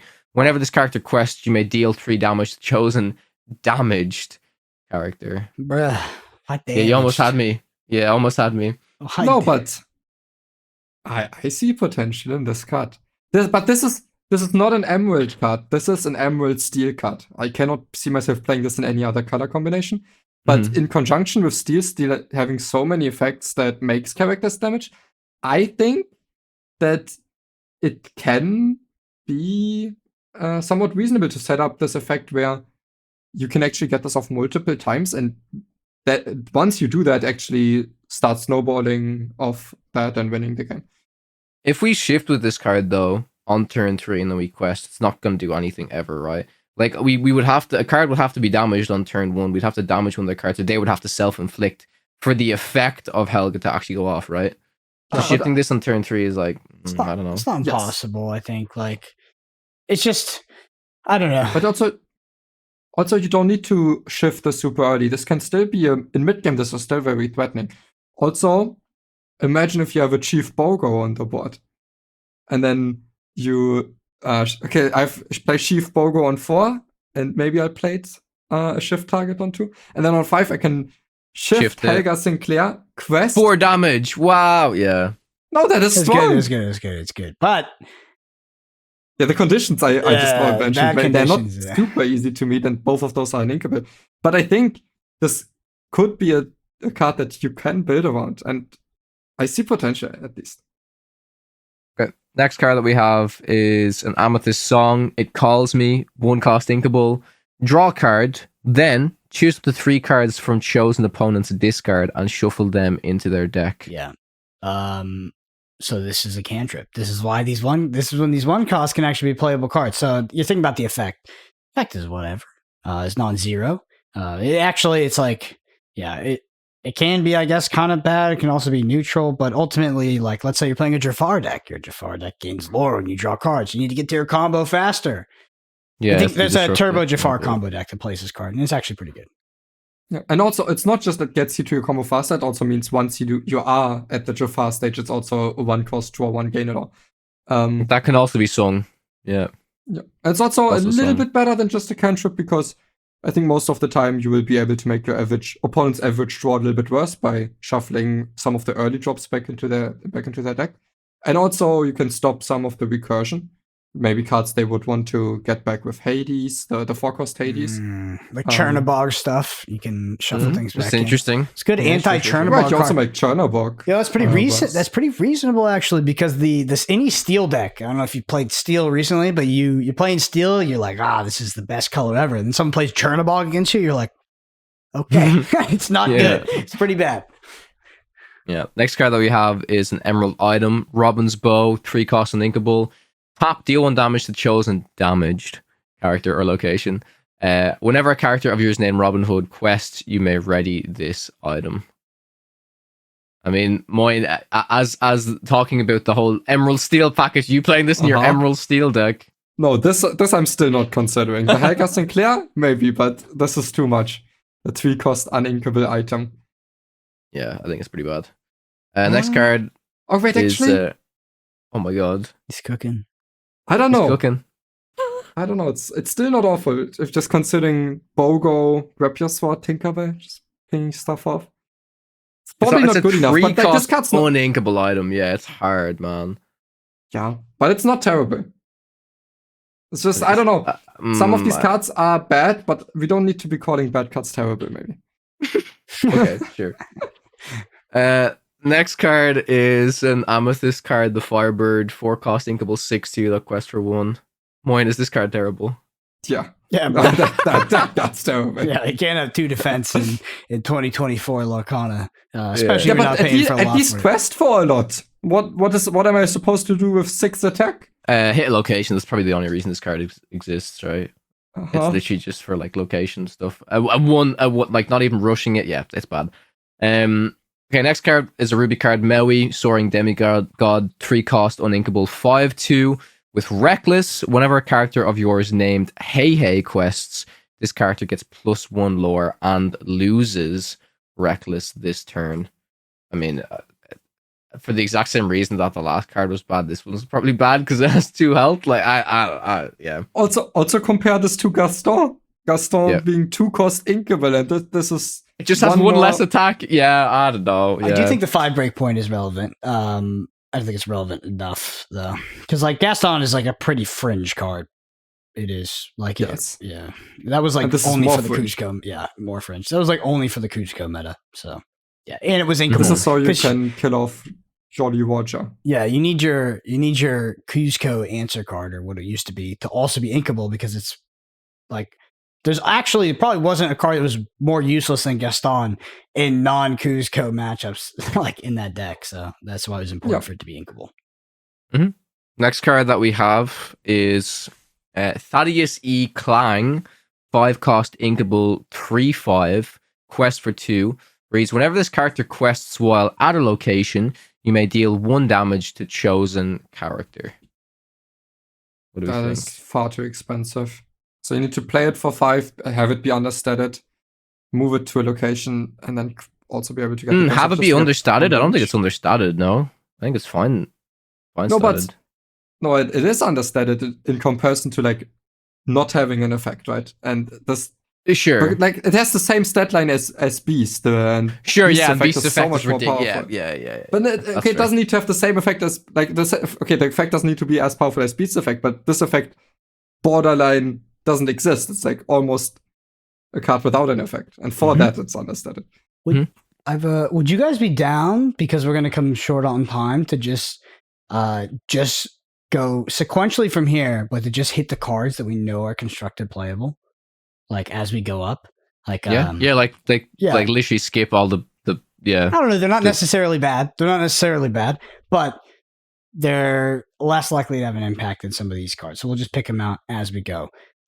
First one, we already talked about Mickey Mouse, like the one. It's like the 4 cost and inkable. You can cheat something to play. Has 1 defense, so maybe in the future, maybe. No, it's terrible. Yeah. Yeah.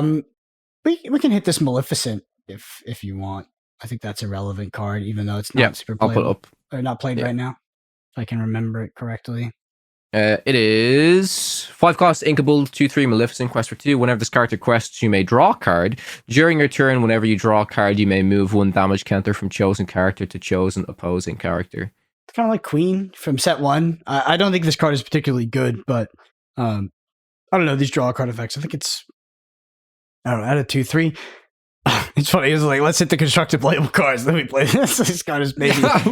What are we doing? Hey, honestly, it was in French, and I kind of forgot. this might be. This is contender for the worst legendary of the set. Brendan, let's talk really about bad. playable cards. All right, Mr. Smee is next.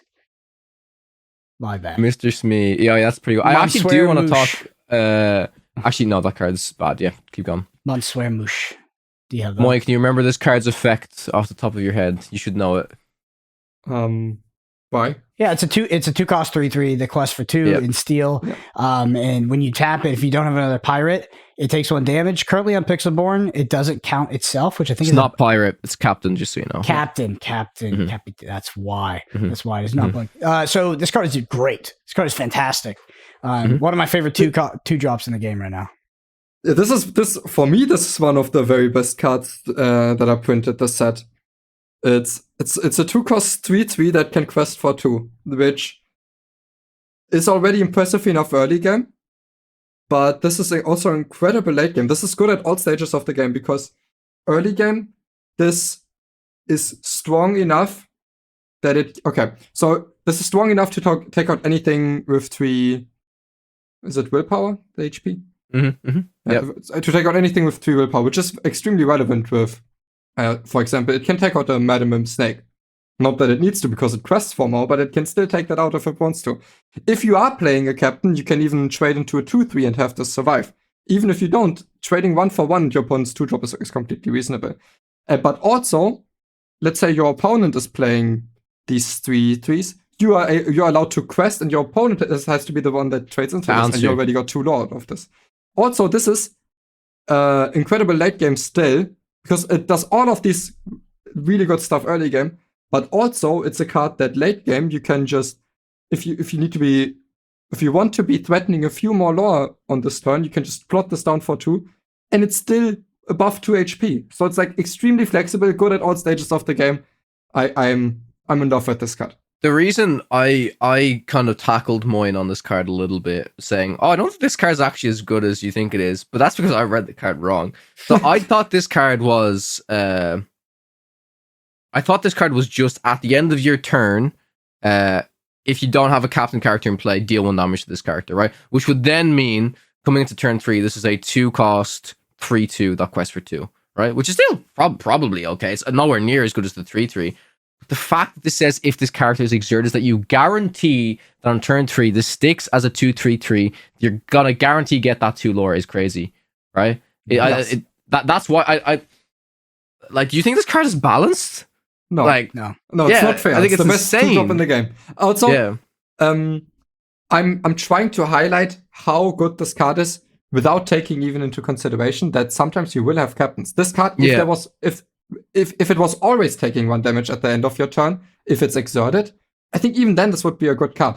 Because it's just a 3/3 that also you get to decide when do you want to use this card. If this taking 1 damage would be too much of a downside, you are completely allowed to just save this card for when you actually want to be challenging with it, or when you want to be putting down a captain, or when you actually need that lore immediately. And it's a pirate tag, which will probably be relevant as we get more pirate cards as well. So this just seems really, really powerful. Would you guys say that this is contender, or possibly just like the best, quote unquote, between out of commons and uncommons, the best one that we've seen? I think it's the best card in the set individually without any context. Like Jafar is obviously good, but I mean, that's quite fair, honestly. Yeah, you can argue this requires context of captain, but I don't think so. I agree with Moyen. I think this is the best individual card of the set. And still, I agree. And also, we haven't talked about it yet, but let's talk about the captains. I think the best captain you can play with this is probably Captain Hook as a 1-drop that makes this it doesn't take damage. You can plot it down early. And Captain Hook is a card that isn't so susceptible of dying anyways, because a lot of the time you are not questing with it because it would make give your opponent a good trade. And your opponent often doesn't exert their characters because your Captain Hook trades too good with the 1-cost Captain Hook. So oftentimes you can just plot down the Captain Hook, it stalls the game, and then you just play Mr. Smee and quest each time. And then there's also, I think, the 3-cost Captain, the new one. That's really good if you're playing with locations. It's the one it's a 3/3 that quests for 1 but gains +1 resist, +1 more. John Silver, isn't it? Yeah, John Silver. Mm-hmm. I think that one, if you're playing locations, can be really good. And there's Razul, which is a 2-cost 1/3 that does +2 attack if it's undamaged. If it's undamaged. And that quests for 1. But it's still fine, yeah, it's still good. Even that counts like all white because it's a contest as a 3/3. Probably Captain Hook is still the best one out of these to play together with Mr. Smee, but yeah. It's just to say, Steel is just getting such good cards, right? Yeah, I just think it's funny all the how, removal, good enough, but that they also have like the best 2-drop in the game makes them a very, very strong color going into the. Go ahead, Brennan. Well, I was just saying, I think it's funny how innocuous like the best card in a set can be, because you look at like Chernobog, you look at Robin Hood, you look at Jafar, but it's really this 2-cost 3/3 that is a 2-cost 3/3. The quest for 2 is heavily overstated. A 2-cost 3/3 with a downside that is easily subverted and is also sometimes irrelevant. Just ridiculous. All right, next up, Robin Hood. Legendary one, right? Yeah. Yeah. Okay, no, we have also Little John. We need. No, not Little John. Actually, the sheriff we also need. The sheriff, yeah, sheriff is actually an interesting. Because we'll start with Sheriff of Nottingham. Steel card, 4-cost, uninkable, 2/4. Whenever you discard a card, you may deal 1 damage to chosen opposing character. It also quests for 1. So this card combos. I mean, I'll let Moyen explain the idea of the whole Beast OTK combo with this card. But in general, this card combos well with cards like the 1-cost Simba, 2-cost Cinderella, where you're drawing a card and then discarding a card from your hand, right? But yeah, Moyen, have you actually hands-on experience playing the Beast OTK deck, or have you played against it so far? I played it a little bit, and it also seemed like a deck that can actually do all right, even without the combo. And the combo is quite threatening. You just need the 6-cost Beast to survive 1 turn, and then it's another 2-card combo on top of that, which isn't the easiest to do, but in a deck that also gets to play a Holy World and be a solid deck overall, I think it can actually be a contender for the meta. It's a decent deck. So the way the combo works is that you have to play the old 6-cost Beast 4/5 that it's every time opposing character damage, you ready this character. Yeah. Yes, and it quests for 2. And then you just plot it down, and if it survives, you can play the Bayou, which is a 1-cost 3 willpower location that says whenever a character quests while here, you may draw a card and choose and discard a card.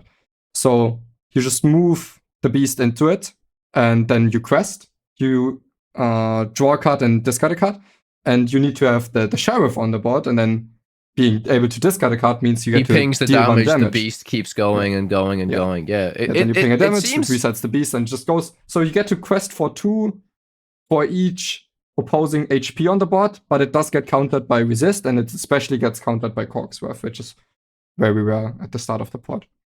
Yeah, but I think also like maybe not so much as the Steel Amethyst version, because Steel Amethyst version, like we said, just has good cards in that combo deck anyways.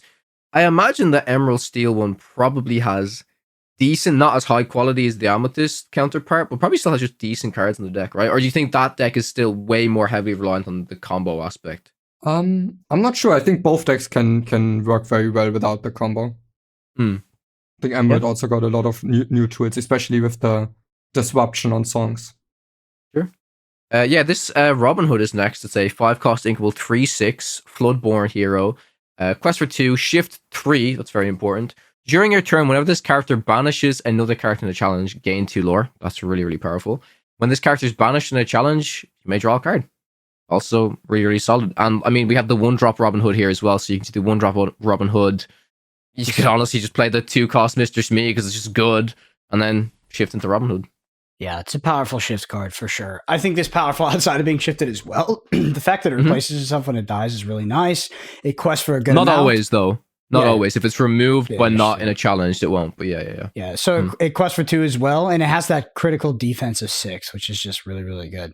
I mean, this is just, for me, this is like the quintessential mid-range card. Like, it's not necessarily an aggro card or control card. It's just a really, really good card. It does sort of everything I want. Next card, I want to... Oh, go ahead. Oh, I have a lot of things to say still about Robin Hood. Oh, go ahead. Because, I don't know, when I first saw this card, I thought it's like overall well-rounded card, pretty good, but I think it's so much better than that. Because I guess at first I overlooked how good shifting, like a good card that's shiftable, that's 5 cost, is so much better in Steel than in any other color, because it also means, yes, on top of that, maybe you can sing a whole new word or grab your sword with it, and after having used more cards than your opponent, and already having tempo on the board if you shift this on 3. So I think that's really good. The 6 willpower breakpoint is huge, because I think a lot of the cards die to Along Came Zeus, and this doesn't. And I think people will play a lot of Along Came Zeus. I think a lot of Steel decks will play 4 copies of that. So I also think a lot of Steel decks will just play 4 copies of this. I think that's just the dynamic that we will have. And all of the effects are also just make this card like very hard to ever be bad. And in Steel Amethyst specifically, I like the curve a lot of where you go 1-cost Robin Hood on 1, then 2-cost Blue Fairy on 2, which is an evasive 1/1 when you play a Floodborn, draw a card. And then you can already on turn 3 shift the Robin Hood, draw a card off, have the engine set up, have control of the board. You're already able to sing Holy World if you want to. So I think in Steel, in Amethyst Steel, you will see this combo a lot, and in general, I think this is a really, really good card. For sure. I think next card, go ahead, Brian. Oh, I thought that is the next one Kita. I was actually going to touch on Simba a little bit, because I know on this website it's in a different language, but I just want to read out the card for you guys really quickly. So it's a 7-cost inkable 5/7 that quests for 2. That reads, when you play this character and whenever he banishes another character in a challenge during your turn, you may choose 1, draw 2 cards, then choose and discard 2 cards, or deal 2 damage to the chosen character. I think I like the draw discard on the cheap threats, like Simba and stuff like that, for card filtering, and also the effect if you're doing something with Jafar. 7 cost. Yeah, sometimes I feel like if I'm playing 7 for a singular character, I want it to virtually win the game. I don't think this gets super close to that. I think back to things like Ursula, even going a little bit higher than that, things like Elsa. I just don't see it having quite the same impact. Yeah. I think it also probably needs more immediate impact. Also, when comparing it to cards like Medusa or Tremaine, like the 6 cost on Inkables in Ruby as a comparison. That being said, the stat line is a lot harder to deal with, so it's actually hard to remove by just damage. Yeah, for me, this card still needs to do more immediately, or at least be more threatening. I still think it's a little bit behind on pace. Sure. Brandon, do you want to read out Kita? Yeah. This is a funny one. So Kita is an amber card. It's a 3/5. It costs 5. It's a Floodborn Hero Princess, a shift 3. It costs for 2, and it says, perhaps we can save our future. When you play this character, all characters get -3 attack until the start of your next turn. Start of your next turn. So that's an interesting effect. I played this card quite a bit, to be honest. I was underwhelmed with it, but I think that's mostly because the shell I was playing it. The shell I was playing it in, I was like, if I ever played this character, I already had won or lost the game because my deck was pretty aggressive. I think the effect is fine. I don't know. I feel like this card was hyped. You know, I feel like it was a hyped card. It was making the list, and ultimately, it wasn't performing great for me. Yeah, well, I still like the card a lot. Yeah. I think it just often gives you like this extra turn of questing if your opponent's characters are unable to challenge into yours, or maybe they have one attack still and can't really get to your stuff if you kill her. So, you want to be playing this card in a deck where you are the aggressor still, because if your opponent can just quest, then you didn't accomplish all that much, right? That's only good to stop your opponent's characters from challenging yours. But I think for that purpose, it's good. I want to say the shift part of this card is not very important, because this is not a card that has more value the earlier you play it. This is like your finishing tool. You want to be winning the game maybe the turn after you play this, or at least the turn after that. Mm-hmm. Yeah. I think the next one for us is Wildcat's Wrench. I mean, honestly, one of the best cards. No, that's our spoiler. I am just kidding. But I think for me, it's actually going up pretty far here. I'm not sure if you guys see anything before Chernobog. You let me know. Let me have a quick look here. Cloud Kicker is, I think, an interesting one if you want to talk about that a little bit. That's the Emerald one. 3 cost inkable 2/2. When you play this character, you may return chosen opposing character with 2 attack or less to the player's hand. I think that's decent card. Yes. Quite a decent card, in fact. I like that card. It's a really fun tempo card. I like that card. I like these bounce effects. Yeah. Promo. Now you're spoiling to everybody that you got the set early. All right, fine. Yeah, it's a good tempo card. It's also a card that heavily profits of going first. Because if your opponent plays a 2-drop and you immediately play a 3-drop bouncing the 2-drop, I think that's when you will gain the most tempo out of this. While if your opponent already played a 3-drop, playing this card might feel underwhelming on your 3-cost turn. Yeah, I think that's completely fair. Next card, I do agree, Brandon, is probably I'm just laughing that the 5-cost Prince John in French, I believe, is Principe Giovanni. I didn't know John was Giovanni in French. It's got a whole new name. Anyway, Chernobog, go ahead. I don't think that's French either, Brandon. I think that is Italian. Okay, it says Italian on the card. Yeah. That makes sense. Oh man! All right, Chernobog, Brandon, go for it. All right, it's a 10-cost amber card. It's a 9/9. It is in a different language, so you'll have to read it out. Okay, I'll just read it out. I can read it from memory. So, quest for 3. Basically, for each character in your discard pile, this card costs 1 less, and then it says when you play this character, you basically shuffle all of the characters, all of the characters from your discard back into your deck. I play with this card quite a bit, and I think it's very good. It's a very, very powerful card. And like, there's decks I've seen that are like total build arounds for Chernobog, which can be good. Like you mentioned earlier, Brendan, a bit of like Chernobog cycling, right? I think that could be kind of interesting. But even when you're not building your whole deck around this card, like I run 2 of these in my Mufasa build, and if once one of these is played for 4 or 5, like the discount does not have to be that crazy. I think once it gets to 5 or lower, it's pretty insane. It's just just playing a 9/9 that if your opponent doesn't have the hard removal answer for it, it's just not going anywhere realistically. I think you're right. Like, I don't think this card is you want to build a Chernobog deck. Like, I think that's a huge trap, actually. I think this is just the tool that mid-range Amber decks needed in order to compete with things like a Whole New World or other control decks. Because like mid-range Amber decks, just like I feel like they had a really tough time in the control decks, and they had a really tough time in some Whole New World decks, sometimes depending. And this is just like a lot of reach that you can just put into your deck, and it's like a very playable card. Especially if your opponent is like wheeling you and stuff. So I think it's very good against wheel. Like Yeah. if you think about it, even if you have a large hand and they get like, you know what I mean, then all of your character cards from your hand then end up in your discard, and if you draw into a Chernobog, then you can answer it pretty well. This is like one of the best mid-range tools that's been printed for Amber, which is I felt like it got phased out of the meta because of the wheel decks. What makes this card strong is the combination of it being really hard to remove and it being really threatening. Their opponent cannot ignore this, but they also cannot really deal with this. So it's an anti-steal steal card for a lot of reasons. Basically, two main reasons. One, it gets better for each time you get wheeled, and two,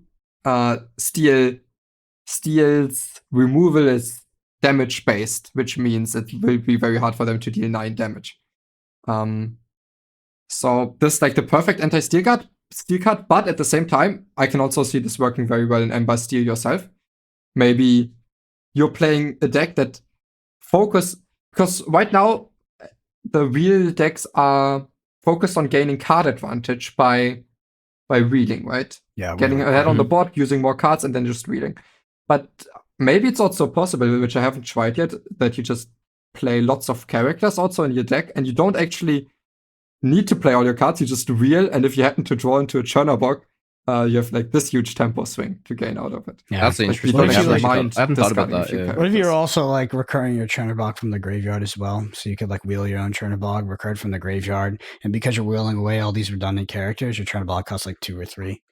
Yeah, That's pretty cool. that can work as like just playing the 4-cost Hades just in case you need to be returning a Chernobog. Or the song, was it Part of Your World? 3-cost unthinkable song. It's the same thing. You grab a character card out of your discard. Probably want to play I think you'd want to play the song, but maybe the Hades loop is infinite as well, so it just gives you more True. reach. But yeah, some sort of graveyard focused deck, which we really haven't seen up until now. Because I think currently Chernobogs are really shining in the mid range decks because the mid range decks just they died to control decks. It was really bad.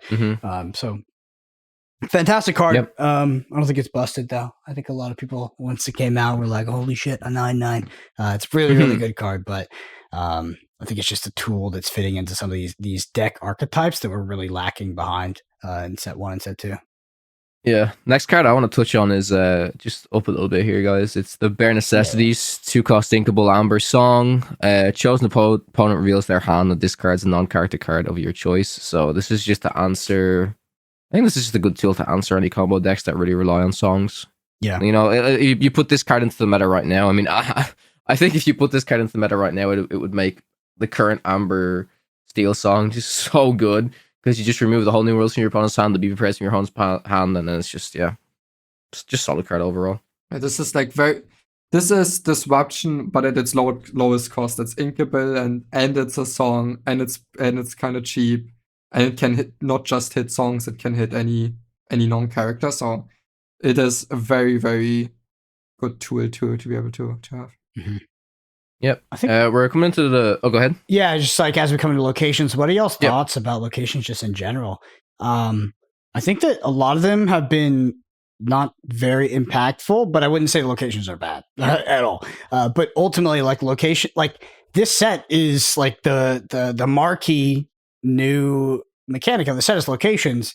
And I think if you were to queue up on ladder when it releases in the next coming week, you would see a lot of locations than you'd expect after a set that came off the back of that. That being said, there's some super powerful ones, particularly in Ruby and Amethyst are the ones that I've liked. Other than that, I don't think I've liked any others. You know, the Pride Lands has a combo, an infinite combo, with Simba and Double Snake and the Merlin that was in the starter deck that gets extra lore. But yeah, so far my favorites are the Sorceress Tower and then the red one. I think it's the Jolly Roger. Yeah, the red the RLS Legacy, right? RLS yeah, the one that gets the that's it. Yeah, evasive. The only other one that I actually do like a fair bit is Montanui, which is the Sapphire one. So 2-cost inkable, 5 health type. You have to pay 1 to move the card there. whenever a character is banished while here, you may put that card into your inkwell face down and exert. I think it's fine. I don't think it's anything amazing, but I think as a location, it's whatever, yeah. But I don't think any of the other locations, they don't really stand out to me as being super impactful. And like the idea of like the Bayou, like you're saying, Moyen, is like, I don't think we're gonna run this card in any other deck besides that OTK deck, right? Because it's literally a 1 cost 3 health location. So yeah, it's just for the combo. I guess I think all of the 4 cost ones are inherently better because they're the best targets to be cheated out by the Jimmy Hawkins. Jim Hawkins. And so, but other than that, I think the Queens. Yeah, okay. All the 4 cost ones are good, and then Jolly Roger is also decent, and maybe even the bad ones can be played in a deck where you're playing with the 3 cost Prince Pirate that quests for more and has more resist if you're playing locations. Maybe in that deck you can go for a lot of locations. And other than that, I think you will just plot in a few locations into some decks because it also makes you better against board wipes. And it gives you a game plan against decks that are very good at controlling the board, but not necessarily at challenging your characters. Like, I think a lot of maybe Sapphire Steel or other Steel decks could be a lot better at controlling the board with their removal tools and damage tools and Hades and stuff.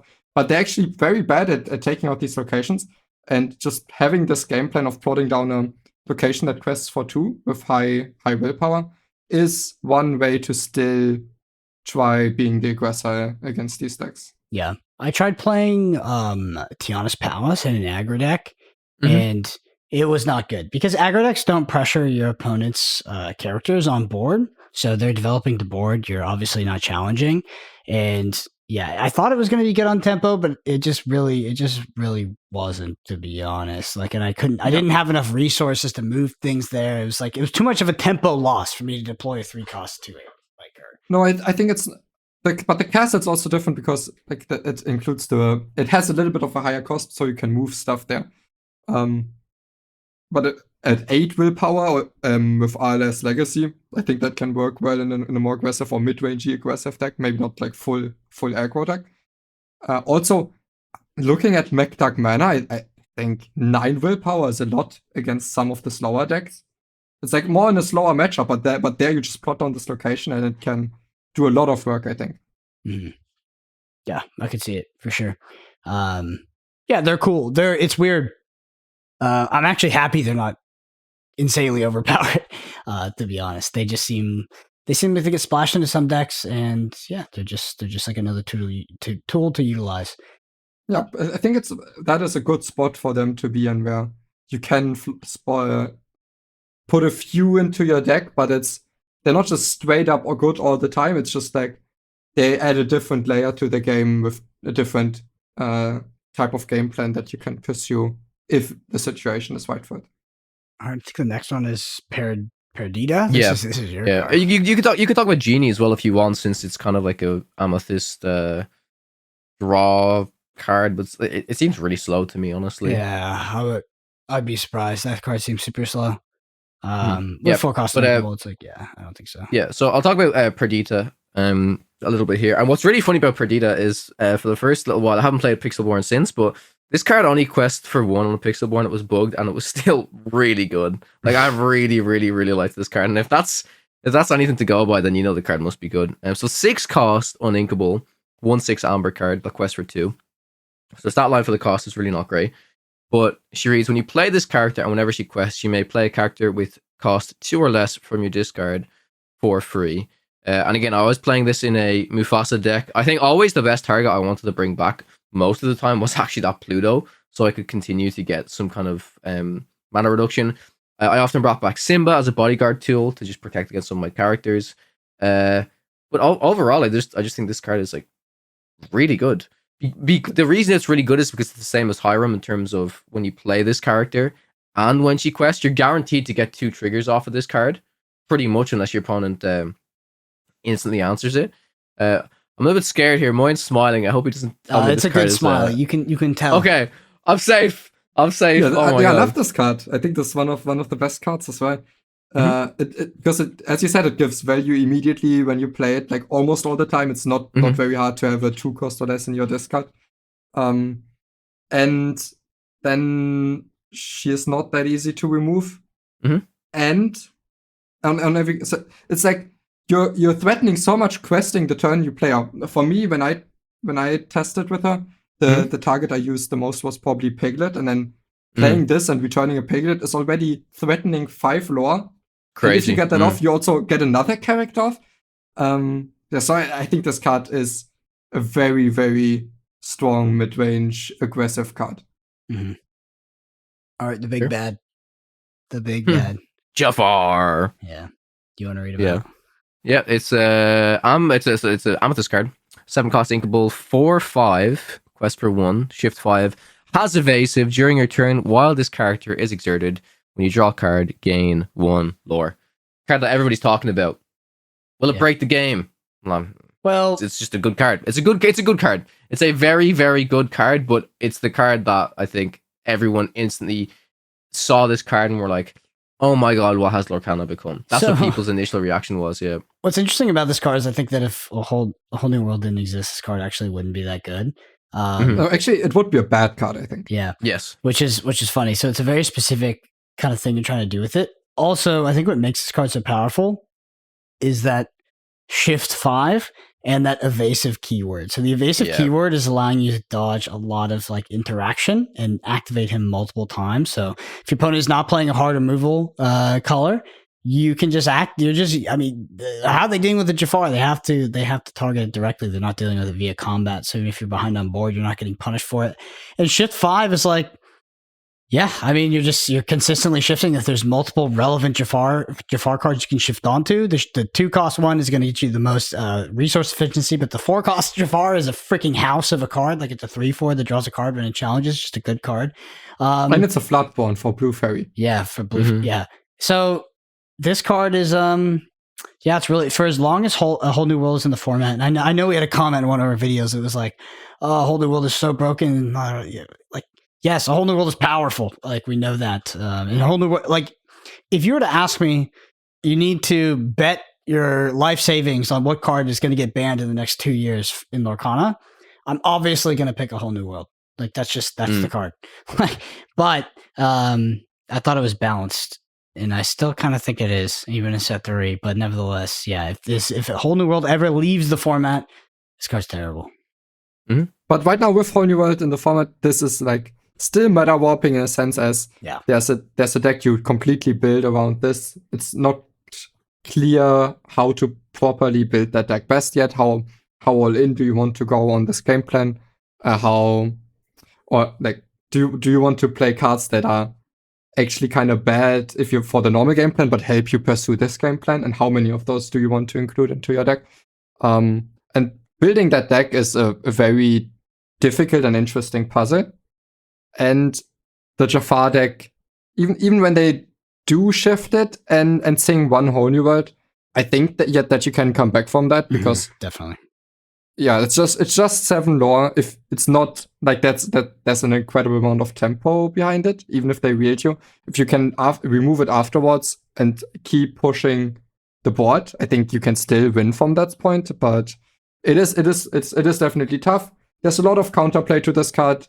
But it's a little narrow. You can either disrupt it with Ursula or Bare Necessities, try to discard their wheels, or you can try to remove their smaller Jafars, which basically only Steel can do reliably. I think they took a risk when they put evasive on this character.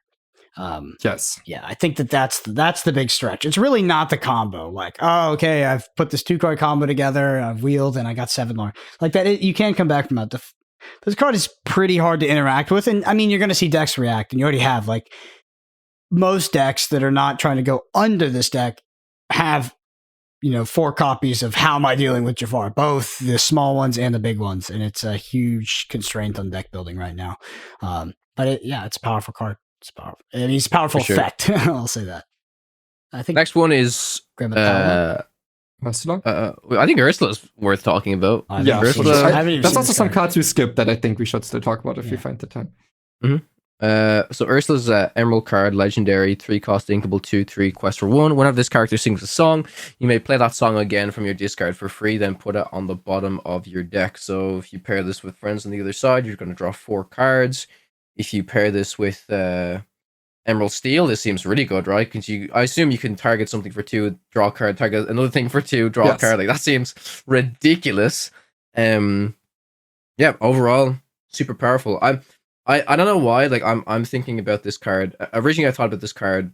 Like, imagine there was another card in Lorcana that said give a card like Singer 5. Imagine how broken this card could be then. Because the card's very good there. But imagine that was the thing that existed. Like, oh my god. Yeah, I'm surprised. I'm surprised I haven't really encountered this card yet. This seems like a card. Like, now that I've been exposed to it, I'm gonna brew it. This card seems really powerful.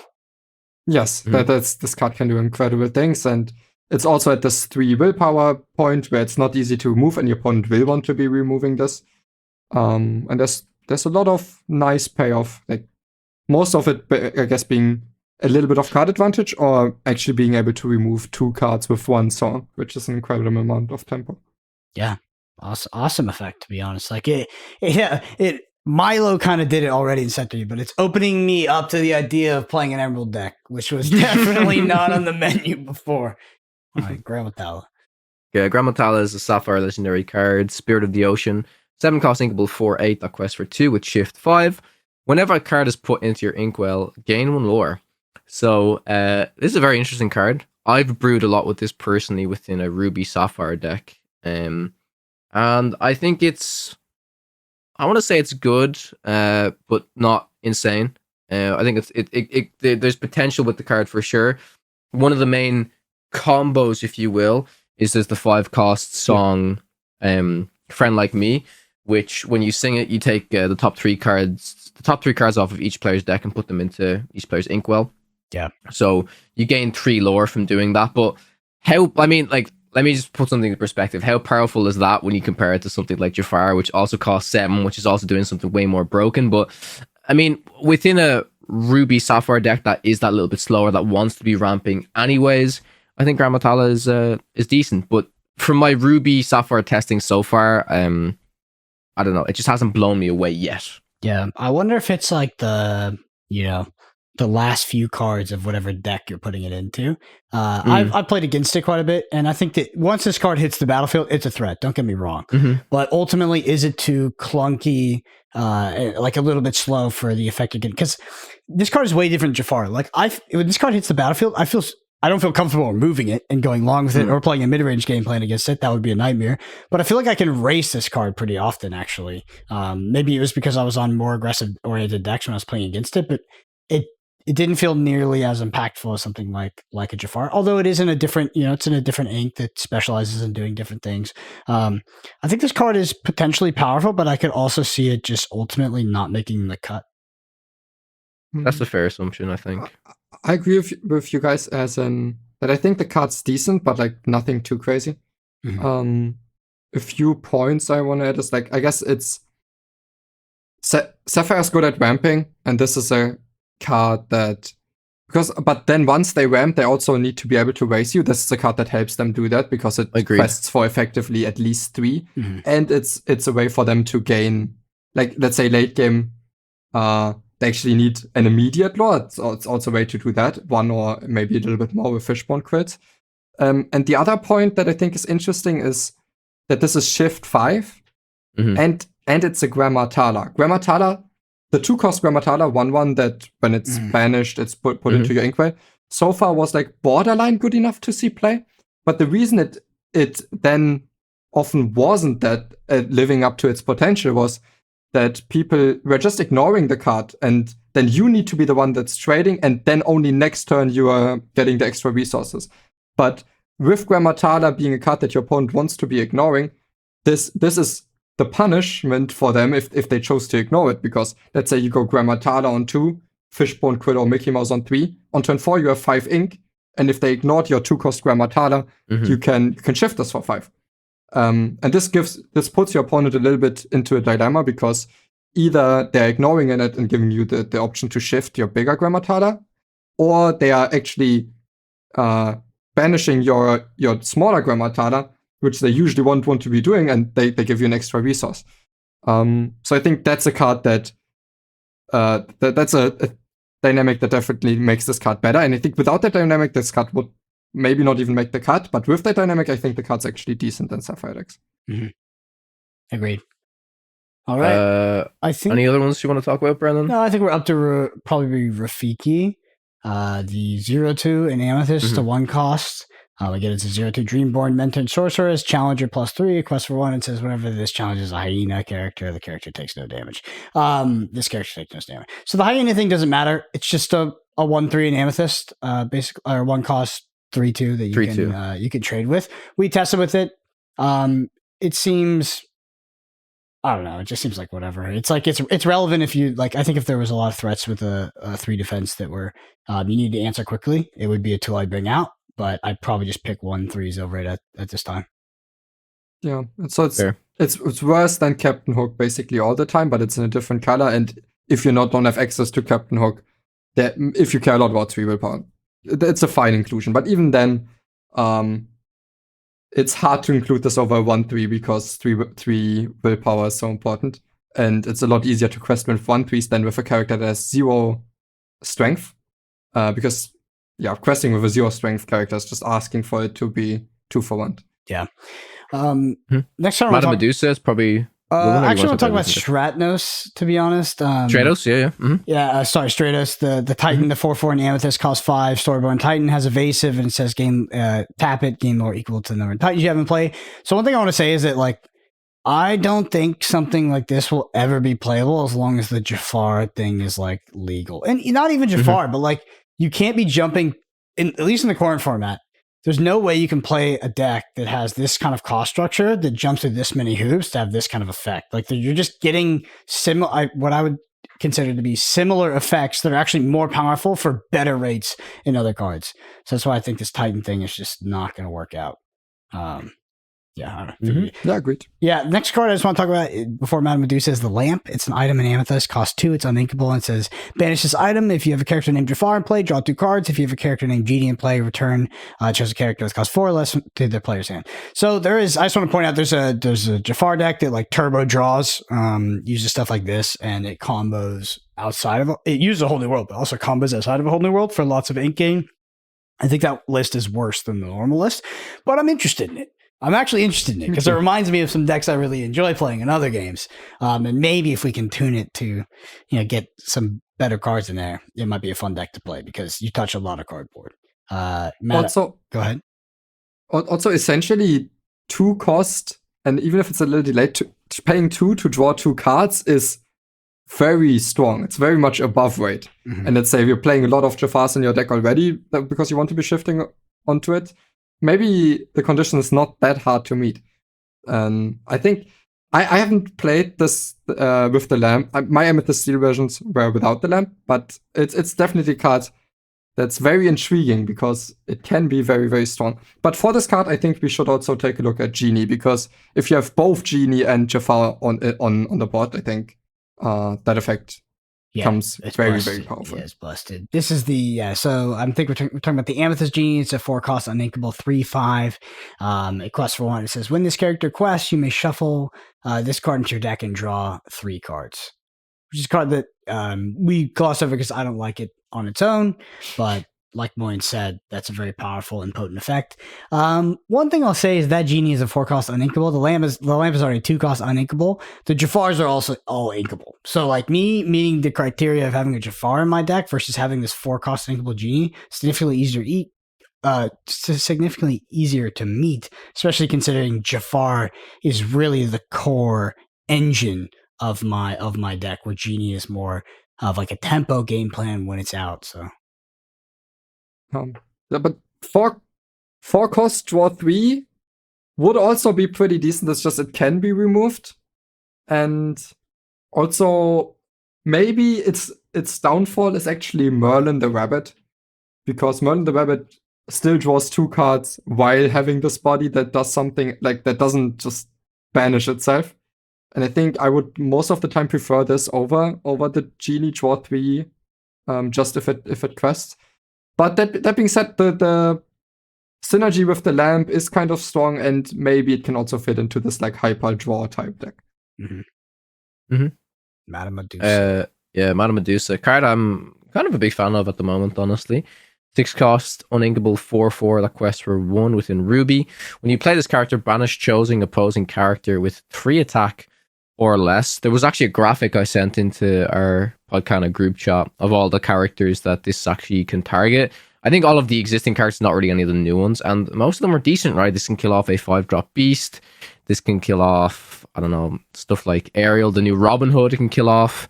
This seems like a fine card. Perdita.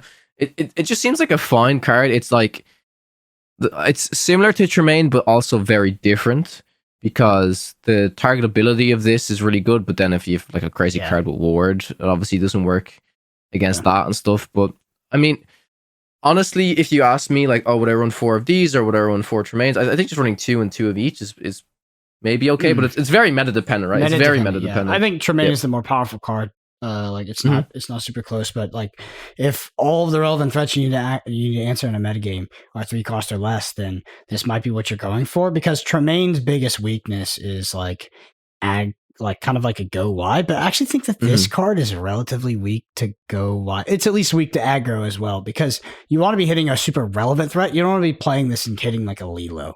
It's like just not great. Still better than maybe Tremaine would be in that scenario, but ultimately I like Tremaine more as a card. But I would say in this metagame, and we're week 0 metagame, right? We've been playing on Pixelborn with the spoiled cards. That card seems good. Yeah, I think the only downside to this card is that it's uninkable, and if your opponent just happens not to present you with a board where this has a target, that then you might end up with the somewhat dead uninkable card in hand, which Tremaine doesn't do, but this has the big upside of being able to specifically target some high priority threats that still have 3 or less strength. Against a lot of the threats, maybe you could still set up a board where Tremaine would hit, but I would say the card that this is best against in comparison to Tremaine is probably Perdita, because Perdita always gets something small that they could sacrifice, and then they just quest with Perdita again. While this card is actually insanely efficient at dealing with the Perdita. So if you see a lot of Perdita, that would make me favor Medusa over Tremaine. Also, notably, this quest for 1 less than Tremaine, which yes, I think that's actually that's very significant, honestly. Yeah. I think that Tremaine. I mean, would I take the extra attack point off of this Madame Medusa and give an extra lore value? 100%, absolutely. Yeah. I think that's it. I don't think there's much more talk about. I think there's one card I might get your guys' opinions on, which is Lucky, just because it's kind of an interesting card in that kind of go wide Amber Steel aggro deck. So it's an Amber card, 4 cost, uninkable, 2/3 that quest for 1, that has an ability tap. Reveal the top 3 cards of your deck. You may put each character card with cost 2 or less into your hand. Put the rest on the bottom of your deck in any order. Whenever this character quests, if you have 4 or more other characters in play, your other characters get +1 lore this turn. Do we think this is like, it's like way too aggro-y, like, you know, the cost is high to pay, or do you think this could see play in some decks? Well, I just don't know if this is weird. I'm actually like, I just don't know if this is an aggro card. It adds a lot of reach to aggro, but I feel like aggro in Lorcana doesn't really need reach. It feels more, it's weird because it also doesn't go in mid-range, because your mid-range cost structure couldn't be 2 or less. I mean, yes, yeah. It's tough. It's tough because the effect is theoretically extremely powerful, but the deck building constraints, I don't know how much they work together. I saw this played against me in the Dalmatian deck. You know, like they had like 99 of those 2/3s in their deck, and they lost because that's a terrible strategy. But I don't know. This is kind of actually is like one of the first cards that's kind of stumped me, to be honest. I would say that's not very good. I think uninkable, low stat line, and the first time you use it, like every time you draw with this, you're not doing the other thing. So you always have to choose between those 2 effects. And as you said, I think this is not very well positioned in any type of deck, because in an aggressive deck, I wouldn't want to play this on 4 and then on 5 draw cards. I would want to be already threatening stuff. that's immediately getting me closer to 20 lore. And in any deck that's not that aggressive, we're actually not drawing that many cards of this effect. So it's like, I actually think the first part of this effect kind of doesn't exist. I think if I use this card, it's only for the second part and then to gain a lot of lore. And I think if I would be able to stick that many characters, I would already be doing well enough. So I don't think the card fits into any deck after evaluating it more. Yeah, I think you're right. I really do. Interesting card, though. Interesting card. Mm-hmm. If you have a little bit of time, there's a few cards I want to get your opinions on that we skipped over. Sure. Yeah, I think we've got some time. Sure. Okay. So there's one card that I was initially high on, and now after a few days of playing games, I'm a much lower on, and it's Hydra. Oh, the Hydra? Oh, the Hydra. Yeah. Oh, Hydra. Yeah. It's its actual name. So it's a 6-cost uninkable 6/5. When this character is damaged, deal the same amount of damage to a chosen opposing characters. So first I was very high on this card because I was like, maybe I was thinking too much about playing this on empty board, because like if I'm ahead and I play this, it's always good. It's hard to remove, and if they remove it, I can still remove anything that they have on board if they remove it with damage, and it's a threat that costs for 2. Yeah, what do you guys think about it? I thought that it was decent with, I said I thought. I haven't even played it with this card, but I think it can be decent with like Teeth and Ambitions, right? Because then suddenly you're dealing 4 damage and stuff. But I came to the same conclusion in terms of I didn't think it was that powerful. That being said, I might not have been playing it in the correct deck, right? I think it goes in a very specific type of deck. If it was the card that you described, Moyen, that like you just put it out of your head, it's always good, then maybe. But there's times where I felt like this card can kind of be dead, because you're basically throwing this out on turn 6, and it's not really doing anything. Like you know what I mean? You're playing this on turn 6. I think on turn 6 you need to really be kind of trying to do something impactful or doing something immediately, and I don't think this card is great for that. What do you think, Brennan? So I didn't like this card because it's like a weird thing you're trying to do, especially in this color. This card is like basically all about winning board, which is fine, but it's also in a color that can just neutralize board via something like Be Prepared. It's like I'm just playing this to be ahead in like board and combat on turn 6, and I'm adding these additional cards in order to try to do that, like Teeth and Ambitions, which is like, of course, that's... No, you don't have to use anything. I know, of course, that's powerful. I feel like this goes in Steel Ruby that doesn't play Be Prepared. Maybe, yeah, but I don't know. I was thinking that you also get, if your opponent just ignores it, you get to challenge into something and then use the effect, kill something else. So it can use one challenge to still kill 2 things. But yeah, I think what Kawa said is basically why I'm low on the card now, because it's also Ruby has so many good options that do something immediately for these for cost 5 and 6. Like you could be playing Maui, Medusa, or Tremaine, and instead I'm just playing something. I'm just playing a 6/5. Yeah. Yeah. So I'm playing something that does something powerful the turn after. But I think there's you want to be doing something immediately, and there's enough cards that would do that instead. So I think this card will just most of the time not make the cut in comparison to those cards. Probably just a good heuristic for just cards in general in Lorcana is you're looking for something that has immediate impact versus something like this that's like this static ability to help you win board on turn 7 plus.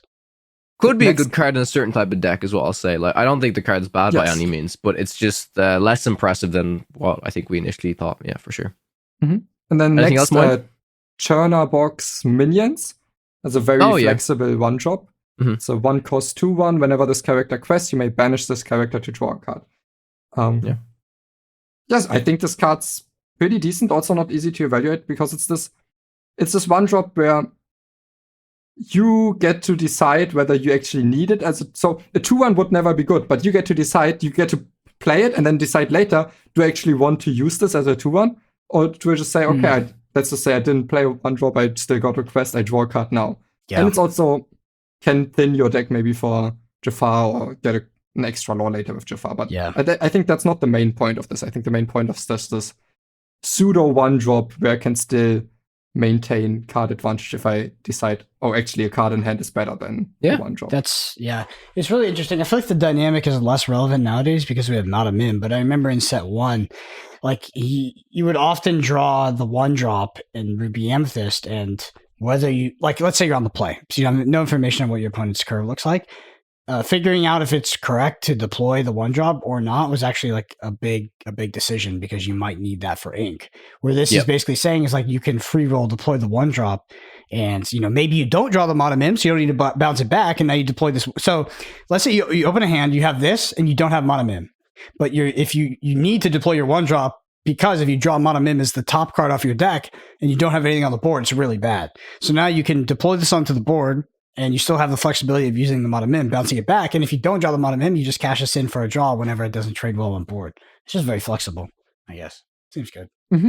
So I think it's a nice addition as a potential 1-drop, especially the mono mim thing. I think I do agree with Brennan though. It's a weird card to evaluate coming off of a meta and a set that was very much I play my 1-drop, I bounce it back in these kind of Amethyst decks, right? I think it's good in those too for that reason, where it's like if you don't draw the mono mim, you can still deploy it and not have a dead 1-drop, which is effectively just it's like kind of like discarding a card if you put down a 2/1, because it can just die so easily. And if you're playing a control deck that needs ink like that, I like it. But we live in the world of 1/3s, I feel like, nowadays in the 1-drop slot. If you're not playing aggressive 1-drops, you live in the world of 1/3s because of how things die. But there's still a lot of 2/2s being played that want to be shifted upon, and playing this card down at least makes your opponent maybe not pressed with those, so it can still like prevent some lore from being gained, and then you just say, okay, I actually don't need the 2/1 anymore, I draw a card. Yeah. And if they quest with their 2/2, you just take the trade and slow them down a little bit. Yeah, it's definitely good. Any other? Maybe the 4-cost Grammatala. Okay, sure. Go ahead. So 4-cost 3/3 in Sapphire. There was only one ocean. When you play this character, look at the top 2 cards of your deck. You may add 1 into your hand, put the rest on the bottom of your deck in any order. So the main reason I also want to talk about this is because we also have the shift Grammatala. Maybe on its own, it's maybe little below what we would like in power level, but with the 5-cost Grammatala, is that enough reason to make me want to play the 4-cost Grammatala? I think it's a card that can be considered. The reason why I didn't run it in my Ruby Sapphire version is because the 4-drop slot was already contested. I know it was definitely contested by Hiram, right? Because you could do you do your ramp at the Hiram and you do that. I think it was contested by something else. I can't remember what it is off the top of my head. But if you really want to focus on the shifting stuff, I don't think it's a bad card because you're gonna. But yeah, oh yeah, it is when you play the character, right? I thought for a minute it was when you quested. Yeah, I think if your whole goal is to do the shifting stuff, it's not a bad card because you're just gonna draw a card for 4. There's an interesting dynamic going on because the fundamentals of shifting are that you want to shift any high cost character onto the lowest cost character possible, because that's the actual cost you incur by playing the cards. So if you have 2, the low cost Grammatala plus Grammatala, it's 5, right? Or does, I don't know if the other one costs 1. So you're incurring 7 costs, which is the original cost of the card anyway. But the difference with this is that it replaces itself, so it offsets that cost, because you would effectively be playing 9 in that case. You'd be playing 9 for a big Grammatala, but you're offsetting the actual ink cost that you're incurring by replacing the card with the draw. So yeah, I don't know. all that to say you don't know. Yeah, I think it's in general, without that, just 4-cost 3/3 quest for 1, search 1 of the top 2 cards is still. It's actually alright. Yeah, it's okay, but I think it's still a bit slow. Yeah. Okay. Also, the 5-cost Captain Hook, which is, I think that's a very important card to evaluate. It is good. Yeah. It is enchanted. Yeah, but it's basically really good with that Jolly Roger location, right? Yeah. Because you give it rush, and then as soon as you kill something, you ready it, and you can just kill something else. The bottom text I don't think is relevant at all unless we actually see that other Peter Pan in the meta. Character's name Peter Pan, lose evasive and can't gain evasive. But this is if you have that Jolly Roger location, this is basically a Maui that's a little bit tinier but can kill off a few things. I don't think it's bad. And again, it's a villain, pirate, captain, all very important tags, I think, Yeah, it stops me from taking damage. It's a pirate for Jolly Roger. Okay, so to read it out, during your turn, whenever this character banishes another character in a challenge, ready this character can quest for the rest of this turn. And Peter Pan's lose evasive, but that's not important. And it's a 5-cost 5/4 in Ruby.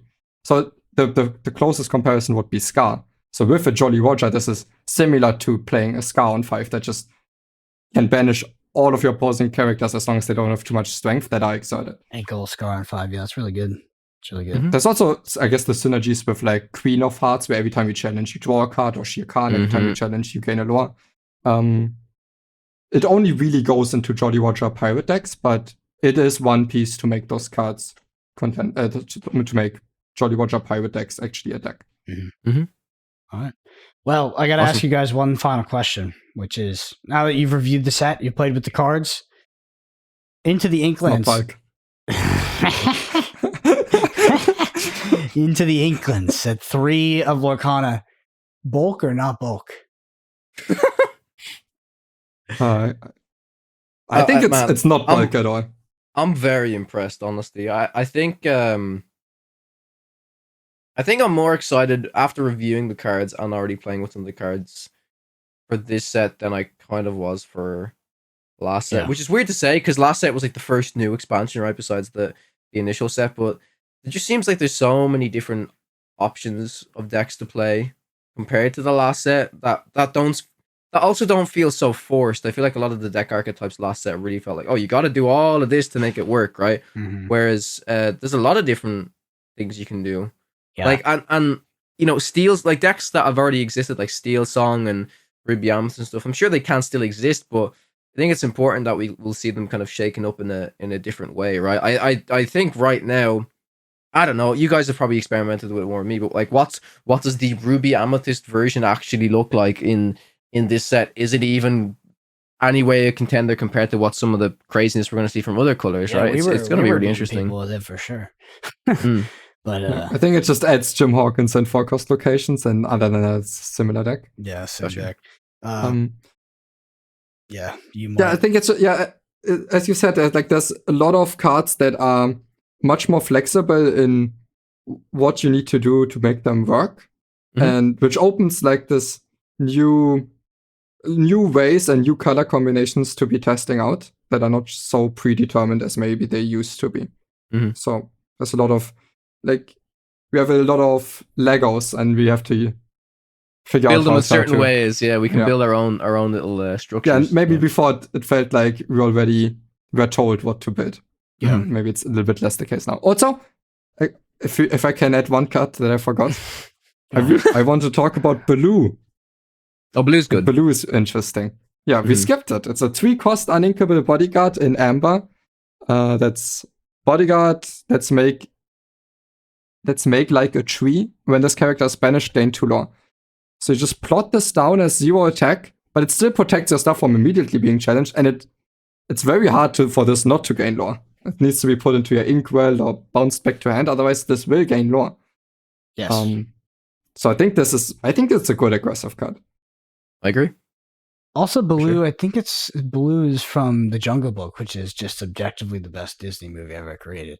For whatever. Well, did you know? I learned this through Kim watching Tailspin. So this is Baloo from Tailspin, which is like the TV. It's like an animated TV series, but basically, like Baloo and Shere Khan are like Baloo is like a pilot. Shere Khan's like some there's a picture of Shere Khan in a suit in this, which is really weird.